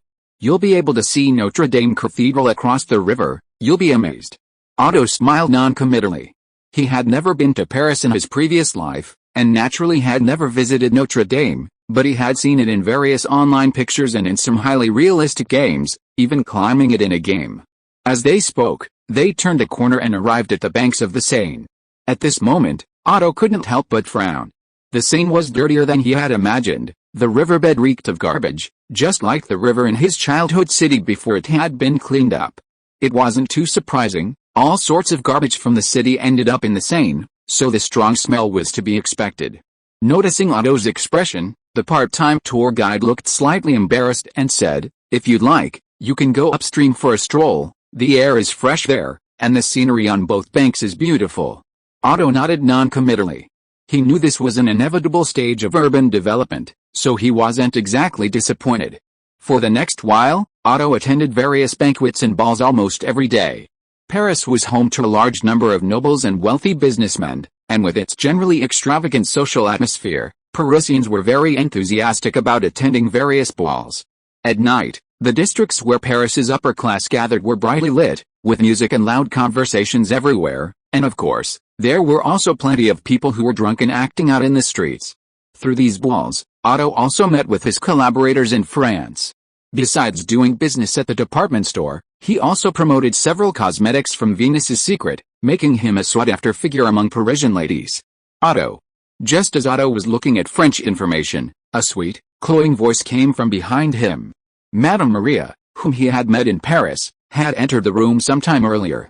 As soon as Otto turned around, her full breasts almost pressed against him, constantly arousing his nerves even through her thin silk robe. Noticing Otto's gaze, Maria smiled sweetly, her eyes radiating charm. Her red lips parted slightly, and she looked at Otto with a half-smile, asking, "Am I beautiful?" Chapter 10 The Duchess. "Doesn't my behavior last night prove everything?" Otto said with a smile. It must be said, France truly lives up to its reputation as the city of romance. The Duchess before him was incredibly charming, causing Otto, who initially had no intention of pursuing women in Paris, to inadvertently fall for it. Madame Maria swept a flirtatious glance at Otto, then nestled her lithe body into his lap, her sky blue, alluring eyes sparkling with tender affection. Maria glanced at the materials Otto was looking at and said, "Getting up so early to look at this stuff? You're different from all the other aristocratic youths I've met." "I can't help it," Otto said with a smile. "I don't have a ready-made throne waiting to be inherited. If I don't make more money, I probably can't afford to support a beauty like you." He then added, "The real reason I came to Paris this time is to expand my business in France." "Don't try to fool me," Otto replied. "Everyone knows that the most popular products in Paris right now are from your Venus's Secret. Countless noblewomen are crazy about them. A small bottle of lotion is now selling for a whopping 35 francs. Otto immediately protested, 35 francs isn't the price I'm charging for these items. The regular version of the lotion only retails for 5 francs at department stores. Those who are charging 7 times that price are unscrupulous merchants. Those unscrupulous merchants are indeed despicable, but this also shows that the lotion is already a hit. So, what are your plans next?" Madame Maria asked. "Of course, I need your help, madam. Meeting you at the club is my greatest opportunity," Otto said with a smile. French and even European high society is indeed a place where romance and extravagance are rampant. This doesn't mean there are no loving and harmonious couples, but at the same time, using nepotism to achieve success is extremely common. It is well known that marriages in high society are usually unrelated to love or anything else. Marriage is merely a transaction. This is especially common in Europe, where marriage is often used to unite two kingdoms or families. It is not uncommon for wives to inherit their husband's status and networks, wielding considerable power. Because of frequent wars in Europe, and even occasional duels, the mortality rate for European men, especially aristocratic men, is high. Duchesses, marquises, and countesses who have lost their husbands or are separated from them often form clubs with one or more women of high status for leisure, where they gossip and listen to music. As the saying goes, food and sex are human nature. These wealthy, leisurely women with networks and access to power, when lonely, will seek out young men they find appealing, many of whom are ambitious and talented young men. It's important to understand that Europe didn't have an imperial examination system, so these young men, eager to advance, naturally had to please these women and leverage their networks to gain opportunities. Nowadays, this kind of bedroom politics has its own set of rules. Typically, high-status women initiate a club-like gathering, controlled by a few of the highest-ranking women, and some high-status men also join. This club is a hunting ground for these women. They usually choose ambitious and capable young men from fallen aristocratic backgrounds, or those with talent in literature, science, or the arts. Moreover, according to the rules, these aristocratic women are not too old, nor too unattractive, otherwise, they wouldn't be qualified to enter such clubs. If they wanted to play around, they could only keep gigolos in private. However, within this club, if a man is desired by a woman, he usually cannot refuse, as this would be considered the greatest humiliation of his life. What happens next is obvious. The lady beside Otto is Marie Clémentine de Neuf, Duchess of Ségur, and the Ségur family behind her wields considerable influence in France. The current king of France, Louis Philippe, is from the House of Orléans, but as a branch of the House of Bourbon, the Orléans were originally ineligible to inherit the French throne. Such a situation might not have been a big deal in China, where emperors and generals were often considered to have inherited their positions. However, in Europe, where lineage and succession were highly valued, it was a different story. Even after Louis Philippe ascended the throne, the vast majority of the French royalists still supported the Burgundy dynasty, with only a small group of former Orleans family confidants supporting him. To gain more supporters, Louis Philippe had to rely more on the power of the bourgeoisie and Bonapartists. The former were mainly French bankers, whose influence was primarily in finance and economics, while the Bonapartists' influence was mainly in the military. In other words, most of the military power currently held by the Orleans dynasty was held by former Napoleon supporters. The Duke of Ségur was, in fact, a core supporter of the Napoleonic family and wielded extensive influence in French politics. Meanwhile, the Ségur family was Europe's largest wine producer, owning dozens of wineries in France, with Chateau d'Ut being one of the best. Serving their wines at high-end parties and banquets in Europe was a matter of great prestige. Even the world-renowned Chateau Lafite Rothschild was once part of the Ségur family before the French Revolution, but it was confiscated and sold by the Republican government during the Revolution and has not been recovered to this day. The Ségur family was one of the partners chosen by Otto in his plan to open department stores throughout France. He didn't deliberately join any clubs to get to know Maria. In aristocratic circles, business is usually conducted by introducing the key figures from both sides. When everyone sat together, the conversation rarely revolved around how to distribute profits. Essentially, everyone shared a general idea, which was then delegated to subordinates for discussion, while they chatted about current events, literature, history, and art. Because the Duke of Ségur was getting on in years and his energy was waning, many of the Ségur family's affairs were handled by the Duchess of Maria. Their first meeting was at a noble banquet. Otto's initial plan was also to meet with her and reach a consensus on cooperation. However, after their meeting and conversation, perhaps due to Otto's unique and promising nature, the Duchess of Maria suggested that they could get to know each other better. Having been reborn for so many years, Otto was very familiar with the rules and regulations of modern Europe. Furthermore, the Duchess did indeed fit his aesthetic preferences, so he didn't really refuse. After all, that's how European high society is. If you want to achieve something, you have to learn to adapt. Otto wasn't exactly a moral gentleman. He didn't care what means were used as long as it helped him achieve his goals. Chapter 11, Forced into marriage upon returning home. The business prospects of department stores and cosmetics were already predictable, and given that the two were practically lifelong friends, the Duchess of Maria readily agreed to Otto's proposed collaboration, even inviting him to inspect the market throughout France. Otto didn't refuse this mutually beneficial arrangement, and so, a little over a month after arriving in Paris, he and the Duchess of Maria toured various parts of France together. During this time, Otto checked on the situation at department stores in different locations and made some adjustments based on employee performance. Because the company expanded too rapidly, and given the distance to France, many problems arose. Otto displayed decisiveness, swiftly disciplining a group of people as a warning to others, putting pressure on his subordinates. Besides this, Otto also discovered many hard-working and outstanding talents among the new employees of the department store. He was generous with verbal encouragement and substantial rewards for these people, ensuring promotions and bonuses were plentiful, demonstrating the demeanor of a prince treating his subordinates with respect. With Otto's personal oversight and supervision, coupled with the assistance of the Ségur family, the department store and cosmetics sales rapidly took shape in France. Simultaneously, the improvement of internal regulations and performance-based reward systems ushered in an era of intense competition among the employees. After concluding his trip to France, Otto led a group across the English Channel to London, where he visited the British royal family. At this time, the British royal family and the royal families of the German regions had close ties. King William IV of England also held the title of Duke of Hanover, and Otto received a grand reception. During the banquet hosted by William IV, Otto also met the future Queen Victoria at the palace. Queen Victoria was only 12 years old at the time. Having lost her father early, she was originally being fostered by her uncle, Otto Peter I, who would soon become King of Belgium. Although William IV had illegitimate children, he had no legitimate heir and his health was declining.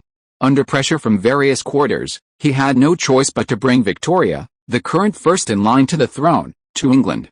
Otto glanced at the future queen, still a little girl, and felt a strange sense of witnessing historical change. Meanwhile, British Foreign Secretary Palmerston was negotiating with France regarding Belgian independence. At the Vienna Peace Conference in 1815, the then British Foreign Secretary Viscount Castlereagh and Austrian Prime Minister Metternich jointly planned to merge Belgium and the Netherlands to form the Kingdom of the Netherlands, hoping that this country would serve as a barrier to prevent France from invading the German region. At that time, the Kingdom of Sardinia, established by the Savoy family in northern Italy, was responsible for the same task as the Kingdom of the Netherlands. It's just that the fate of the two countries is very different. After many years of efforts, the Savoy family from the German region took advantage of the contradictions between Austria and France to finally unify the Italian region. In 1830, a rebellion broke out in Brussels, and the newly formed Kingdom of the Netherlands split again after only a little over a decade. Neither Britain nor France intended to maintain the kingdom, instead planning to support their own. The British chose Leopold I, Queen Victoria's uncle, while the French hoped for the Duke of Nemours, the youngest son of King Louis-Philippe. Both sides wanted to control the newly formed Kingdom of Belgium. However, Otto knew that France, both in terms of national strength and the government's own will, was unwilling to engage in a direct conflict with Britain. Ultimately, Foreign Secretary Maxton threatened, "Nemours accepting the crown will lead to war in Europe." Under this pressure, France conceded, and Leopold I became King of Belgium. During his time in Britain, Otto used various cosmetics as gifts, coupled with his superb hunting skills, to gain considerable favor with British nobles and officials. He became acquainted with many political figures in Britain, including the king, and also found several collaborators. One of the more important ones was the current British Foreign Secretary, Palmerston, a rising star in British politics. As far as Otto knew, Palmerston inherited nothing from his father except debt and a title. However, it was precisely through his outstanding bedroom politics skills that he successfully ingratiated himself with several influential ladies in Britain, using their connections to climb step by step to his current position. In Otto's impression, Palmerston was a typical politician, shameless and brazen enough, and a key figure in Britain's future war against the Far Eastern Empire. However, this didn't stop Otto from cultivating a relationship with him, because Otto knew that, historically, this foreign secretary might even become Prime Minister of Britain, until his overconfidence led to his misbehavior at the palace, incurring the displeasure of Queen Victoria and her husband, and losing the trust of the royal family, thus gradually falling out of favor. Otto's purpose for this trip was twofold. Besides expanding his business network, he also wanted to make more connections with powerful figures in both Britain and France. Ultimately, whether he could become King of Greece depended primarily on the attitudes of Britain, France, and Russia, especially on the stability of his throne, which hinged on maintaining good relations with Britain. The British Royal Navy was currently the world's strongest, and Greece's long coastline placed immense pressure on its maritime defenses. Furthermore, on land, Greece only shared a border with the Ottoman Empire, which was highly dependent on Britain. Only Britain was willing to provide sufficient assistance to the Ottoman Empire in its fight against Russia. Therefore, whether before or after becoming King of Greece, the relationship with Britain was truly undeniable. Even though the Mediterranean was a relatively low priority in Britain's national strategy, maintaining a stable external environment in the future required good relations with Britain. Otto had extensive connections in London, while his butler, who accompanied him, was busy with investments in England. Besides the department store, he acquired several newspapers, visited textile and steel mills, and gathered intelligence on the country's industry, the same tasks he had undertaken in France. This trip went even more smoothly than Otto had anticipated, successfully expanding the department store's business with Venus's Secret to France and England. The department store was now doing well in both countries, attracting many powerful partners. Combined with the exorbitant profits from the cosmetics company, it was expected to generate millions of pounds in revenue annually. It had been more than half a year since Otto left Bavaria. Besides business gains, he had strengthened his ties with business and political circles in Britain and France. At the same time, he couldn't help but complain about the transportation of this era. Railways were still relatively new, not even fully operational in Britain, and even rarer on the European continent. Therefore, Otto had traveled by horse or carriage throughout the journey, which lengthened the trip.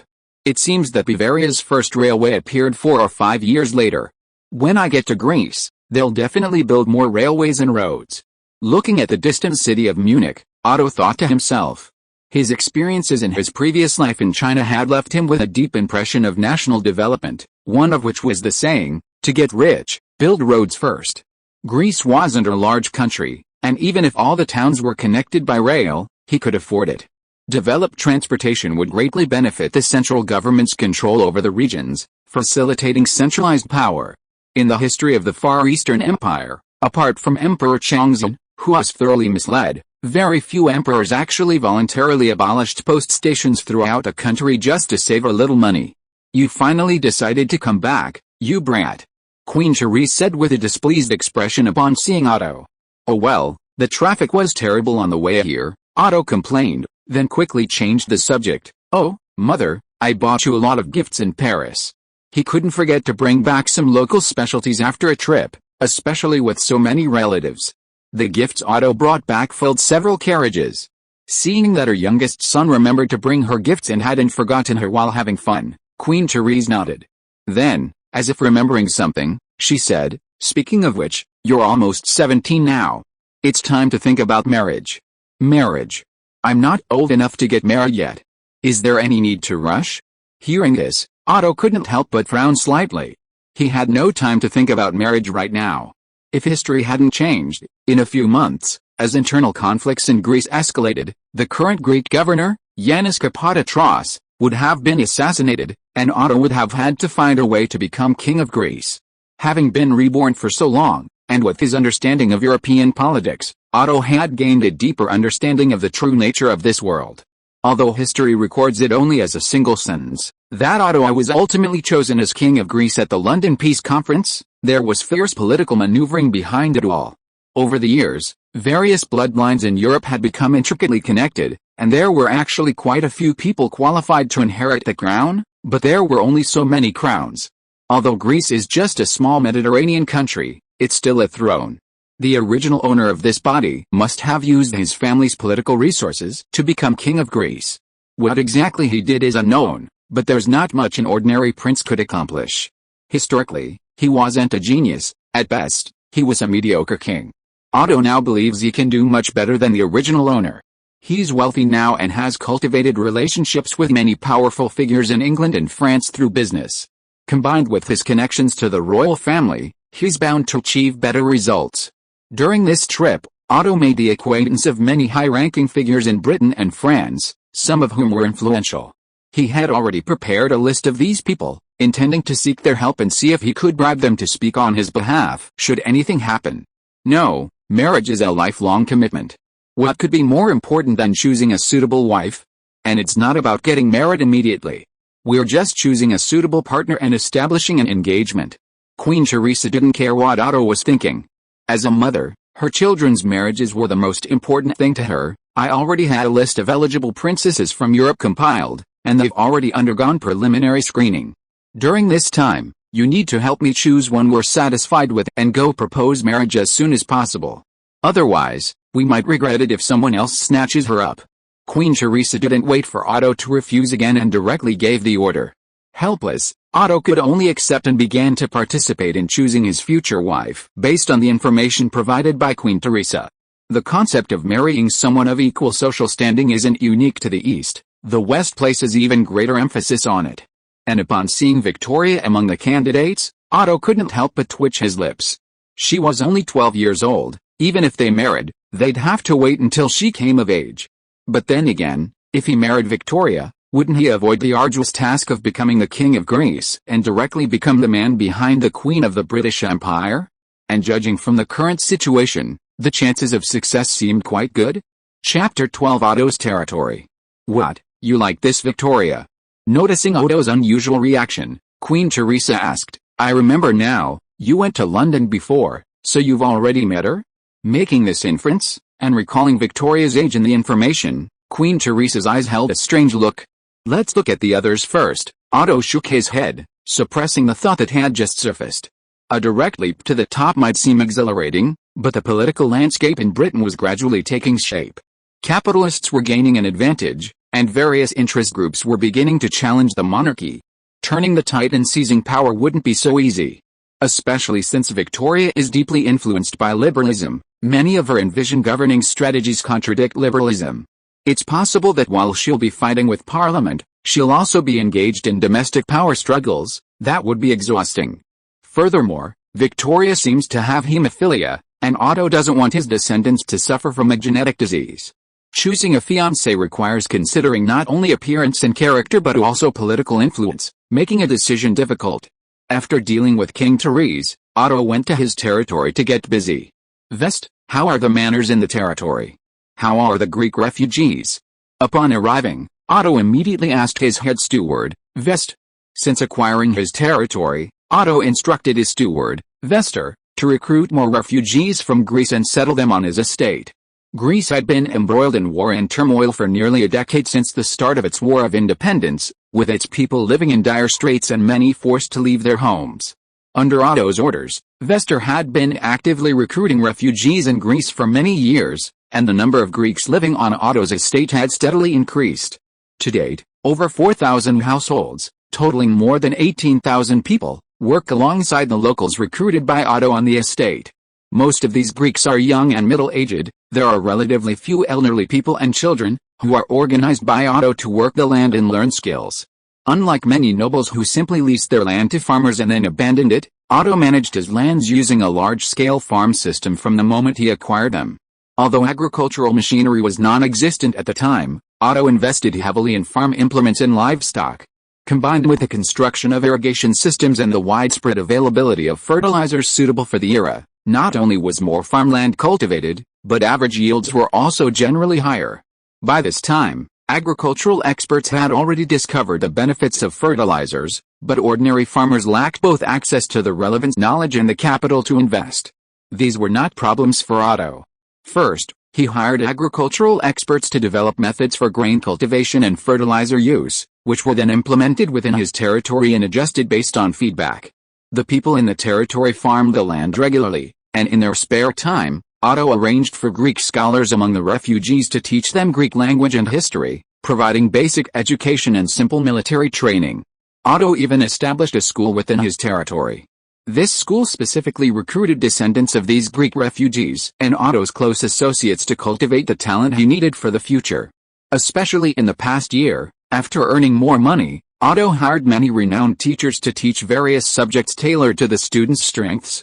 After all, the foundation for Otto's future rule over Greece couldn't rely entirely on the people of Bavaria. He needed to rely more on Greeks, or at least those familiar with the Greek language and script, to truly extend governance down to the grassroots level.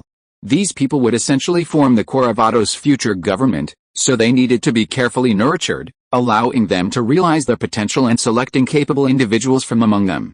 Not much new land has been reclaimed this year. The arable land within the territory is almost all cleared. Also, there's a shortage of manpower, West suggested. The people in the territory are spending too much energy on daily studies and military training, leaving them with too much work to do. I think we could reduce these tasks appropriately. No, these tasks not only shouldn't be reduced, but should be strengthened. If there aren't enough people, hire more, West said, having his own perspective.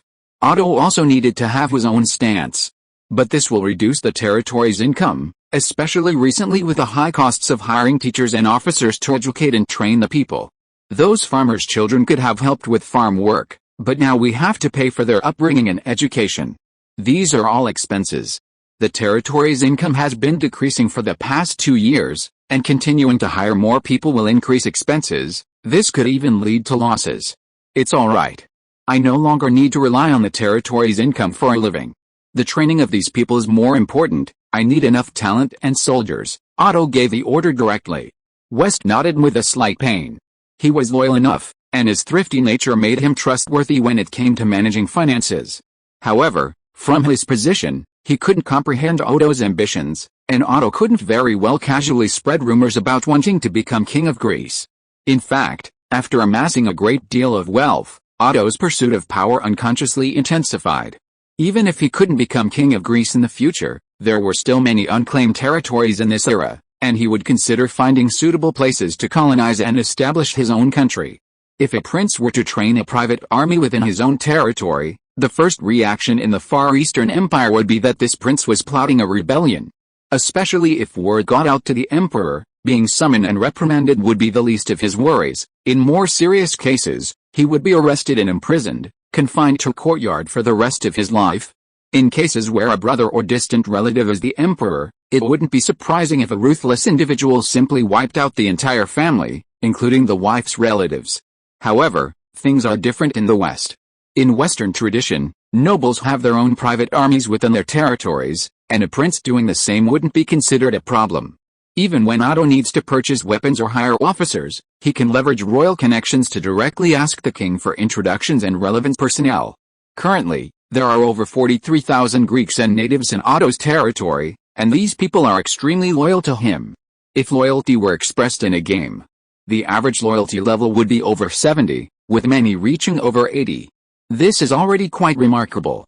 After all, in games, if you encounter subordinates with low loyalty, you can simply give them treasures and beautiful women to maintain their loyalty at over 90 or even the maximum. But human nature in reality is complex. Simply giving more rewards doesn't guarantee loyalty. The fact that his subjects have reached this level of support is inseparable from Otto's diligent management. Of course, this is partly due to comparison. In an era where most of the territorial nobles were inhumane, Otto's way of managing his territory might seem like a lot of hardship to the people in later generations. But in this era, he is an extremely rare and kind lord, and many commoners in the surrounding areas greatly envy the life of the people under Otto's rule. Chapter 13 The Greek Coup. After hearing West's report, Otto toured the territory, greeting the busy citizens with smiles, perfectly maintaining his approachable persona. After walking for a while, Otto saw a church, but its style wasn't the Catholic common in the German region, it was Orthodox. Compared to Easterners, Europeans were more serious about their faith, and the power of their churches was considerable. Although Catholicism and Orthodoxy were both among the three major branches of Christianity, there was still much conflict between them. Going back a century or two, it was not uncommon for wars to be waged on the grounds of faith. Popes could even determine the succession to the throne and mobilize believers to attack countries of different faiths. A prime example is Spain's years of war waged for its faith, depleting the countless gold and silver it had amassed in the New World. While the Church's power has declined with the times, it still wields considerable influence. Britain's expansion of colonies was a testament to this, wielding both the Bible and a powerful sword. Otto himself was indifferent to religion, but due to the overall environment, he chose Catholicism. Eastern Orthodoxy, on the other hand, holds significant influence in Eastern Europe, such as Russia. In his previous life playing Civilization VI, Otto particularly favored Russia for a period, embracing the nuclear-powered holy sites, a system where faith allowed for unrestrained freedom. Besides Russia, Eastern Orthodoxy also holds a dominant position in the Balkans, where Greece is located. For 2 centuries, due to the policies of the Ottoman Empire, most of the Orthodox dioceses in the Balkans were predominantly bishops of Greek clergy. Even the governors of many regions in the Balkans were Greek. However, all of this changed with the Greek independence. Many Greek bishops and governors in the Ottoman-controlled territories were purged and their property confiscated. The church Otto sees today was actually built by missionaries who fled the Ottoman Empire. Considering the future need to utilize the influence of these missionaries in Greece and the Balkans, Otto took them in and had them teach the Greek language and script. Before long, these missionaries mobilized the Greek people in their territory to raise funds and build a church. They preached in their spare time and attracted many local believers. In this respect, these European missionaries were very proactive and extremely enthusiastic about missionary work. No wonder missionaries often accompanied ships during the age of exploration. Confirming the territory's success, Otto returned to Munich to check on the department store's development, especially to assess his own assets. He needed to use this time to ascertain his capital and gather information within Greece to plan for the future. Days passed in this way, and during this period of busy preparation, Otto also gathered intelligence from Greece. As time went on, the internal strife in Greece intensified. The current Greek president, Jean-Jacques Kapitarius, previously served as foreign minister in Russia. After visiting various countries, he gained recognition and secured the presidency.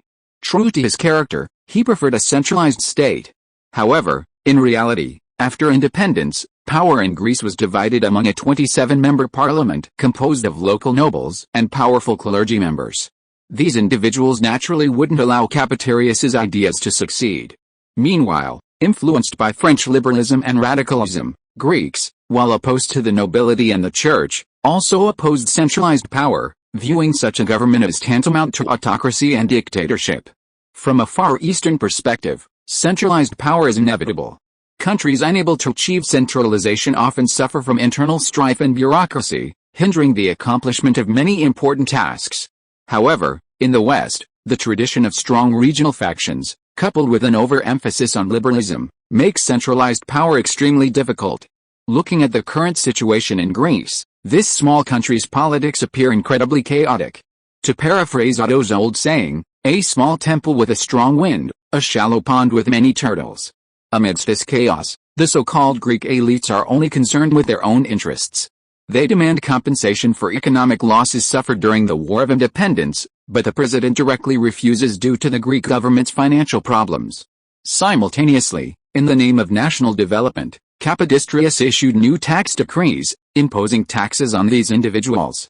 However, while increasing the burden on the people, they shifted the blame to the president, leading to loud opposition to Kapitarius. Otto viewed these actions as a complete replica of the Donglan party of the late Ming dynasty. Kapitarius clearly intended to achieve something significant, but instead threatened the vested interests of these individuals.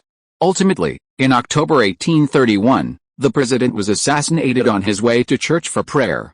When the news reached Munich, Otto, who was checking the accounts, couldn't help but stand up abruptly and ask West, who had come to report, when did this happen?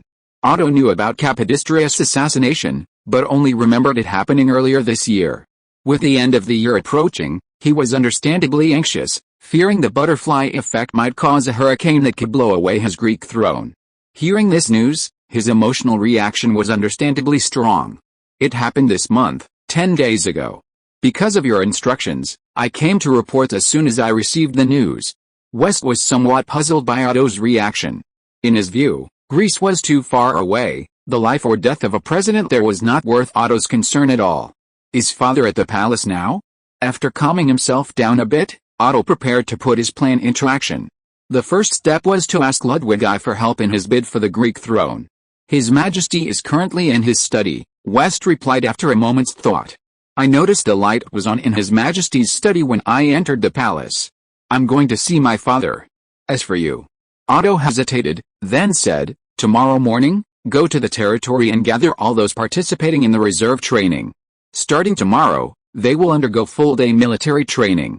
Also, how long until the armed merchant ships I asked you to purchase are ready for launch?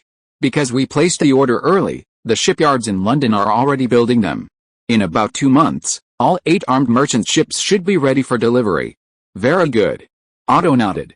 The sailors should also be prepared in advance.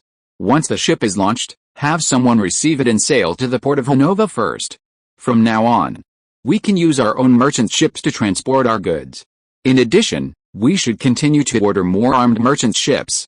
Besides Britain, we can also place orders with shipyards in France. We need to increase our fleet by at least 5 times. Yes, Your Highness. West nodded. However, with the current volume of goods in our department store, it seems we don't need so many merchant ships for long-distance ocean voyages. As the department store's business expands, it is indeed more convenient to use large merchant ships to transport goods at sea to markets such as Spain, Britain, Italy, and the New World. As for why they were armed merchant ships, pirates were rampant in this era, and sometimes they were even part of the national navy. Therefore, most merchant ships sailing at sea were equipped with cannons, and most of the sailors were outlaws. As for the current accelerated ordering of more armed merchant ships than needed, it was of course to be able to take the army directly to Greece after the London Peace Conference. Did Otto really want to lead the army through Austrian and Ottoman territories to reach Greece? Not only would it take a lot of time, but Austria was better off, as the relationship between the two countries could be coordinated to obtain some convenience. How could the Ottomans possibly allow Otto to lead a large army across the Balkans? After giving his instructions, Otto left his study to go see his father, Ludwig I. Chapter 14 Ludwig I's support. Father, it's me, Otto. After knocking, Otto greeted him, then opened the door to find Ludwig I reading a book. Oh, it's Otto. What brings you here at this hour? Even though he was disturbed, Ludwig I smiled upon seeing his most beloved youngest son. Father, I just received some news, and I have some thoughts I'd like to discuss with you. Turning back to close the door, Otto got straight to the point. Just 10 days ago, the Greek president, Capodistrias, was assassinated. Capodistrias is dead? It seems the Balkans are about to be in turmoil again. As King Ludwig I, he was naturally well versed in the international situation. The Russo-Turkish War of a few years earlier was essentially Russia seizing the opportunity presented by the instability within the Ottoman Empire to launch a war and gain an advantage. Although Britain and France had also intervened and supported Greek independence, and even cooperated with Russia to eliminate the Ottoman fleet, they did not want to see Russia continue to expand its influence. Therefore, during the Russo-Turkish War, they sided with the Ottoman Empire and joined forces with France to curb Russian expansion. The Balkan Peninsula has long been known as a powder keg because, despite its relatively small size, it was the crossroads of Russia, Austria, and the Ottoman Empire, a focal point of their rivalry. Driven by their own interests, these nations supported the independence of Serbia, Bulgaria, and Romania, among others, and exerted their influence in the Balkans. Britain, which had always pursued a policy of balancing its continental power, was now deeply troubled by Russia's growing strength. To counter Russia, Britain, to some extent, supported the Ottoman Empire, helping it resist Russian invasion. In the original history, during the 9th Russo-Turkish War, Britain even cooperated with France to send troops to help the Ottoman Empire defeat Russia, forcing Russia to relinquish many of the benefits it had gained in the previous Russo-Turkish War. Capodistrias, who had previously served as a Russian diplomat and naturally leaned towards Russia, was assassinated. Lucifer knew this would undoubtedly trigger a new round of open and covert struggles among the various nations. However, this news had little to do with the Kingdom of Bavaria. After all, the Kingdom of Bavaria was separated from Russia by the Kingdom of Prussia and many German states, and the changes in the Balkans had a relatively small impact on it. You came all this way to tell me this news? Is there something special about it? Ludwig I asked. I think this is an opportunity, Otto said. Britain, France, Russia, and even Austria all want to extend their influence to the Balkans. The assassination of Capodistrias represents Russia's failure in Greece, and Britain and France will certainly take action, perhaps even choosing a king for Greece. You mean? Ludwig I was taken aback, pondering the possibility. As a king well versed in European politics, Ludwig I carefully considered the matter and found Otto's assessment to be highly plausible. Russia, wanting to control Greece, sent Capodistrias to serve as president. Russia's long-standing hostility towards the Ottoman Empire led the newly independent Greeks to believe they had found an ally against the Ottomans. However, Capodistrias' assassination meant Russia had lost the support of local Greek power brokers. It would be strange if Britain and France didn't try to intervene. As for the election of a king, Lucifer I quickly realized his family seemed to be descendants of the Byzantine Comnenus and Lascaris dynasties, legally entitled to the crown. You want the Greek crown? Lucifer I asked Otto. Yes, the king of Bavaria is my elder brothers, but I don't want to be a dissolute nobleman, living an ordinary life? This incident is a perfect opportunity. Otto raised his voice slightly, showing his determination. European tradition doesn't emphasize humility, it prefers directness. If Otto were to speak insincerely or beat around the bush, Ludwig I would think Otto lacked magnanimity and was petty and evasive. Now, however, he would think more highly of Otto and seriously consider his request. Your idea has some merit, but the key lies in the attitudes of Britain and France, especially the British. Ludwig I pondered for a moment and said, since you have such ambition, I will naturally try to provide some assistance. It seems I need to contact a few old friends. Thank you, father. Seeing Ludwig I's agreement, Otto smiled happily and said, this matter will certainly consume the family's political resources, which I cannot help with, but if funds are needed, I do have some. Alright, this matter hasn't reached the point where you need to contribute money. I will find a way. Before the results are in, don't make any special moves or spread the word, lest any unexpected incidents occur. After speaking, Ludwig I waved for Otto to leave, as he needed to consider the matter further. Yes, father. Satisfied with his success, Otto departed. He didn't know how things would have unfolded in the original history, but since Lucifer I had prepared earlier, the outcome might be better. The matter of obtaining the throne could be left to Ludwig I, but whether he could secure his position as king of Greece and further acquire sufficient power would largely depend on Otto himself. Thinking of the near future, Otto returned to his study, took a notebook from the bookshelf, and found it densely filled with Chinese characters. There aren't many people in Europe who understand Chinese, and even fewer who can read Chinese characters. Otto even used codes and metaphors in his writing. Therefore, even if someone saw the contents of this notebook, they would find it incomprehensible, like a book written in a foreign language. It contained Otto's knowledge of history and other subjects from his previous life. The current Otto is somewhat grateful for his past life's hobby of history and military affairs. By understanding the evolution of history and the current situation, Otto can make more rational choices and deduce why key historical figures made their decisions. He can then make strategic adjustments to steer the situation in his favor, much like having a cheat code in a strategy game. Flipping through notes in his notebook, Otto kept writing and erasing on a piece of paper. As the night deepened, the light in Otto's study remained on. If you are listening to this novel on a channel other than Fanfic World, it means it was downloaded and re-uploaded without effort. We warmly invite you to visit our channel, Fanfic World. There you will find the original version of this story and many other novels of various genres. We look forward to seeing you dive into a world of incredible novels. Chapter 15 Discussion. Now I need you to gather all the able-bodied men in the territory. From now on, I need them to undergo round-the-clock military training. I want to train them into elite soldiers in the shortest possible time. Early the next morning, Otto arrived at his territory's manor and issued his orders. Also, regarding the equipment and ammunition needed, inform Colonel Courant and have him provide me with a list. I will find a way to resolve this. As for the farm work in the territory, we can recruit more farmers to do it. As a Far Eastern Empire citizen deeply educated through 9 years of compulsory education, he naturally understood that the most important thing to maintain a stable rule was to control the guns and the purse strings. Without the deterrent power of a strong army, even a king would be ignored. Now that the department store's profits have filled Otto's coffers, the next issue to consider is the military. Historically, when the original Otto went to Greece, he brought 3,500 Bavarian soldiers, likely funded by Ludwig I. Clearly, Ludwig I understood the importance of power and provided Otto with significant assistance to the best of his ability. However, while Greece was not a large country, 3,500 men were insufficient for Otto to completely control the situation and thoroughly suppress the local power holders. Historically, the original Otto's position was not secure. His reign was marked by numerous upheavals, ultimately leading to his overthrow by a rebellion, which allowed George I from Denmark to seize power.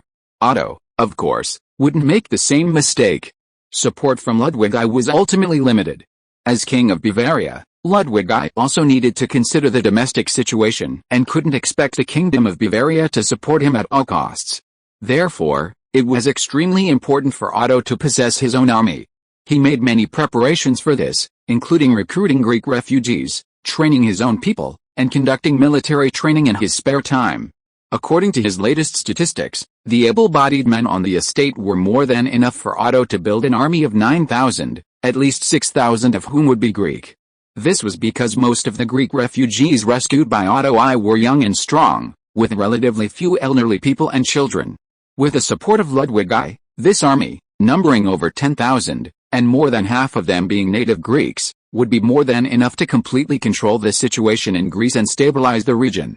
After all, after years of war, the already small population of Greece now had fewer than 700,000 Greeks living within its borders. Otto had been keeping intelligence in Greece, and the actual numbers were likely close to his intelligence reports. This start was extremely poor. Of course, times were changing, and the historical situation was constantly shifting. Through continuous research and planning, Otto had found a breakthrough. Just as Otto was making preparations in full swing, news of the assassination of the Greek president had already spread throughout Europe. The reactions of various countries to this news were different. As one of the most important countries in Europe, Britain saw an opportunity in this matter. At this time, the King of Britain was William IV, and the latest British parliamentary election results overthrew the Tory government led by the Duke of Wellington. Viscount Grey successfully won and formed the Whig government led by him. Viscount Grey appointed Palmerston as the new Foreign Secretary. Upon receiving news of the assassination of the Greek president, Palmerston keenly sensed an opportunity and immediately went to Viscount Grey's residence. The assassination of the Greek president signifies that local Greek powers no longer welcome the Russians, presenting us with an opportunity to rebalance the situation in the Balkans, Palmerston said with a hint of excitement. Perhaps we can seize this opportunity to expand our influence in Greece and completely wrest it from the Russians. Your idea is good. The rude Russians simply don't understand the art of communication. Capodistrias served as a diplomat in Russia for so long, yet he went from being widely supported to being assassinated. This shows just how crude Russia is in communication. Since the Russians have messed everything up themselves, then we can choose someone who is friendly with Britain to lead the country, Viscount Grey said after thinking for a moment. Taking this opportunity, Palmerston expressed his thoughts. The Viscount is right. We should also consider the situation within Greece. Everything that has happened since independence shows that the current Greek system cannot maintain its stability. I think we should elect a king for Greece. Elect a king. Viscount Grey stroked his chin, pondered for a moment, and said, a king is indeed an indispensable cornerstone of a country. A republic only brings chaos, as evidenced by the political situation during the years the French Parliament was in power. I need to discuss this matter with His Majesty the King, and also consider the reactions of France and Russia. Contact the ambassadors of both countries first, and probe their thoughts. Leave it to me, Your Excellency, Palmerston nodded, immediately returning to his residence to invite the French and Russian ambassadors to London. Through some maneuvering, Britain quickly sided with France, and King William IV was also interested in choosing a Greek monarch. Russia, though unwilling, had to accept the proposal to choose a Greek king, given that the assassination of Capodistrias represented a defeat for Russia and Greece. Unwilling to accept this, Russia planned to put forward its own candidate, even though they knew the chances of success were slim. Back in London, while Britain was still deliberating on its choice, William IV received a letter from Ludwig I. After reading it, William IV summoned Prime Minister Viscount Grey and Foreign Secretary Palmerston to the palace. Gentlemen, he said, I have just received a letter from King Ludwig I of Bavaria. He seems to have guessed our desire to find a king for Greece, and has therefore recommended his son. His son? Prince Otto. William IV said. Viscount Grey's eyes flickered slightly as he observed William IV's expression and probed, Your Majesty means. In fact, he and Palmerston had also recently received Otto's letter, and both held shares in the British branch of Otto's department store. Viscount Grey was very impressed with this business partner and was actually willing to help, but he needed to ascertain William IV's attitude. Ludwig I praised his youngest son quite highly in his letter, and he seems to have a very favorable impression of England. You should have met him before. What did you think of him? This Prince Otto seems to be very good at business. His department store in London is doing very well recently, and the Secret of Venus has all the ladies of Europe flocking to it. Viscount Grey said, in addition, he has his own views on politics, admires the British system, and has also talked about Russia, seemingly quite worried about the possibility of Russian expansion in Central Europe.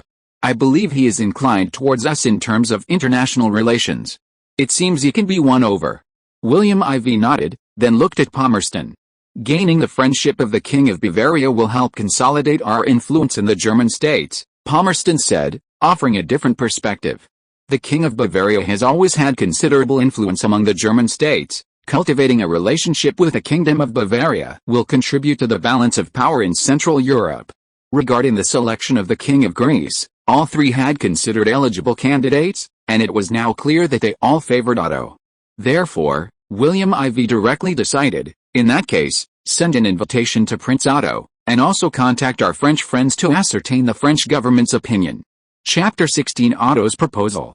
In addition to Otto, the person directly involved, Britain also invited Ludwig I to visit the country. After receiving the invitation, Otto knew his ascension to the throne of Greece was practically guaranteed. The decision to transform Greece into a kingdom and choose its king, a matter that determined Greece's fate, was made entirely in London, leaving Greece with no say whatsoever. This starkly illustrates the brutal reality of the time, where small nations were powerless to determine their own destiny. Following conventional practice, the three countries with the power to choose the King of Greece, Britain, France, and Russia, would each first select their preferred candidates.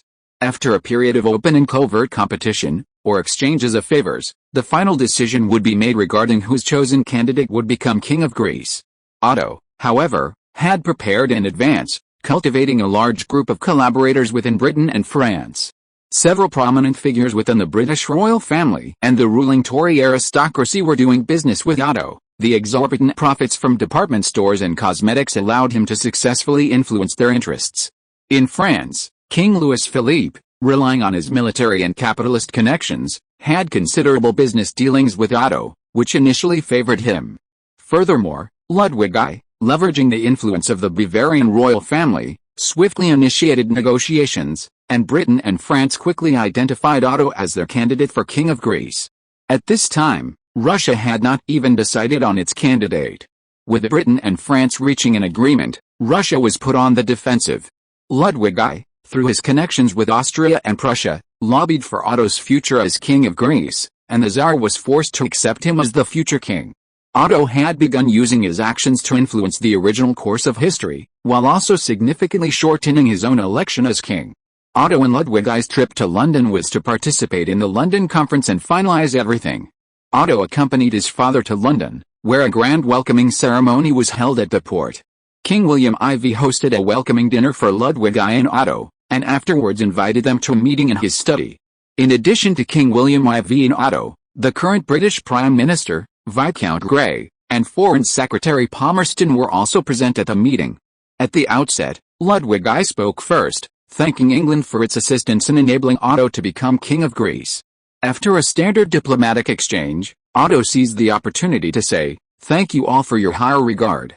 Now that I am about to be confirmed as King of Greece, I wonder if I may presume to make a diplomatic proposal to England in my capacity as King of Greece?" Otto's sudden statement surprised everyone present. Ludwig I quickly recalled what Otto had discussed with him recently, but he had always felt the proposal was too hasty and did not approve of it. He hadn't expected Otto to bring it up at this moment. He wanted to interrupt Otto, but interrupting someone in such a setting would be extremely impolite. Just as he hesitated, William IV smiled and said, "I wonder what kind of diplomatic proposal it is?" Seeing this, Ludwig I could only stop himself from interrupting Otto. He thought that there was nothing wrong with letting Otto give it a try. How Otto would proceed after becoming King of Greece was up to him. He just didn't know if England would grant Otto's excessive request. As everyone knows, the Greek independence movement received strong support from your country. In fact, it could be said that without your assistance, the Greek people's independence movement would likely have been suppressed by the Ottoman Empire. Otto's words were not untrue. After Greek independence, the Greek army suffered repeated defeats against the Ottoman forces.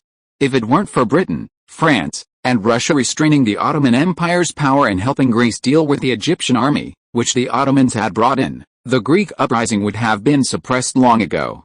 Of course, Otto here emphasized Britain's role more. Because of your country's support for the Greek people, Greece considers your country to be the leader in maintaining peace and democracy in Europe, and is willing to follow in Britain's footsteps in future international affairs, contributing its strength to peace and democracy in Europe. Otto's words were essentially a statement of willingness to become Britain's subordinate. William IV, Viscount Grey, and Palmerston all smiled at this. Besides their own personal interests, their support for Otto as king was undoubtedly aimed at making Greece a pawn in Britain's Mediterranean strategy. Otto's shrewd statement naturally pleased them greatly. However, although most of Greece is now independent, many Greeks in the Balkans are still suffering brutal persecution under the Ottoman Empire. Otto then changed the subject, saying, "For thousands of years, the Greek people have lived in Thessaly, their ancient territory, which is still under the rule of brutal infidels.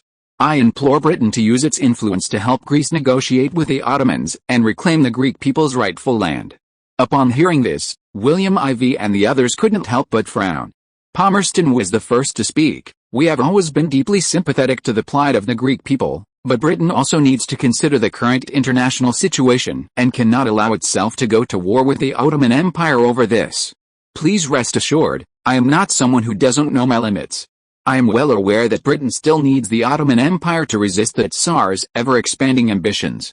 Therefore, I am merely asking that your country act as an intermediary to assist us in negotiating with the Ottomans.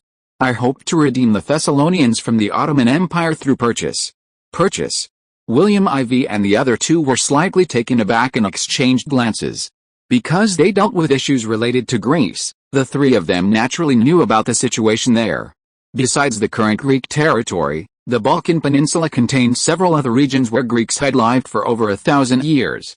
Since gaining independence, the Greeks had always wanted to reclaim these regions, especially Thessaly, the region with the largest Greek population in the Balkans, and whose claim to it was unquestionable. They had previously thought Otto was young and arrogant, which was why he wanted to use Britain to reclaim Thessaly from the Ottoman Empire. Now, it seemed Otto at least knew his place. The traditions in Europe differ from those in the East. The East emphasizes the inviolability of ancestral lands. Especially during the Warring States period when states bribed kin with the land, ceding 5 cities one day and 10 the next. This ultimately led to the downfall of many states, and the underlying reason is deeply ingrained in the public consciousness. Anyone who dares to propose ceding territory without cause will face immediate rebellion. While it's understandable to suffer defeat and have one's territory forcibly occupied, ceding land, even selling it, for the sake of peace is absolutely unacceptable. In contrast, in Europe's feudal tradition, land was part of the lord's property and could be traded. This tradition continued into modern times, making territorial trade widely acceptable as long as both parties agree and each gets what they need. After a moment's thought, Viscount Grey spoke up. "It would be best if the territorial disputes could be resolved peacefully, but I'm afraid Mahmud I won't agree so easily. Under normal circumstances, no country would willingly hand over its territory so easily, but as far as I know, the Ottoman Empire's financial situation has always been poor. A corrupt government and years of militarism have left the Ottoman Empire with huge debts, and many of their bonds cannot be redeemed on time due to financial difficulties. Among all the European countries, Britain holds the most Ottoman Empire bonds. I am willing to take over these bonds in exchange for the Thessalonians from the Ottoman Empire. It is precisely because this matter concerns your country that I hope your country can help me mediate." Otto's proposal would receive the support of British bankers, but this alone would probably not be enough to sway Britain. After all, even if the Ottoman Empire was in financial difficulty, it would not dare to completely default on its debts to British bankers like Russia. At most, it would just repay the money later. What he proposed next was the key point. Chapter 17: A highly profitable deal. Taking advantage of his succession to the Greek throne, Otto had long harbored the idea of reclaiming the Thessalonians, and to achieve this, he needed to secure the support of various nations, especially Britain. His willingness to help British bankers resolve the Ottoman Empire's debt problems was merely one condition. He continued, "As a newly independent nation, both national construction and defense are pressing issues for Greece. Your navy has always been one of the most powerful in the world, a model for other countries. To ensure national security and development, I hope to order a fleet from your country and hire officers from your naval corps as instructors." These conditions essentially tacitly allowed Britain to extend its influence into the Greek army. William IV and others were somewhat tempted by this, but they didn't say much and simply continued to watch Otto. Clearly, this meant that these conditions weren't enough to completely sway them. Seeing this, Otto pulled out his last trump card. "In addition, for the sake of the country, Greece warmly welcomes British industrialists to invest in various factories in Greece.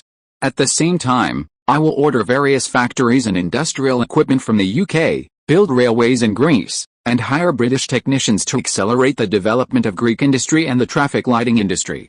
To develop domestic industry, I will invest at least £3 million over the next 5 years. £3 million was no small sum in those days. The pound was still highly valuable, and last year Britain's total fiscal revenue was just over £40 million.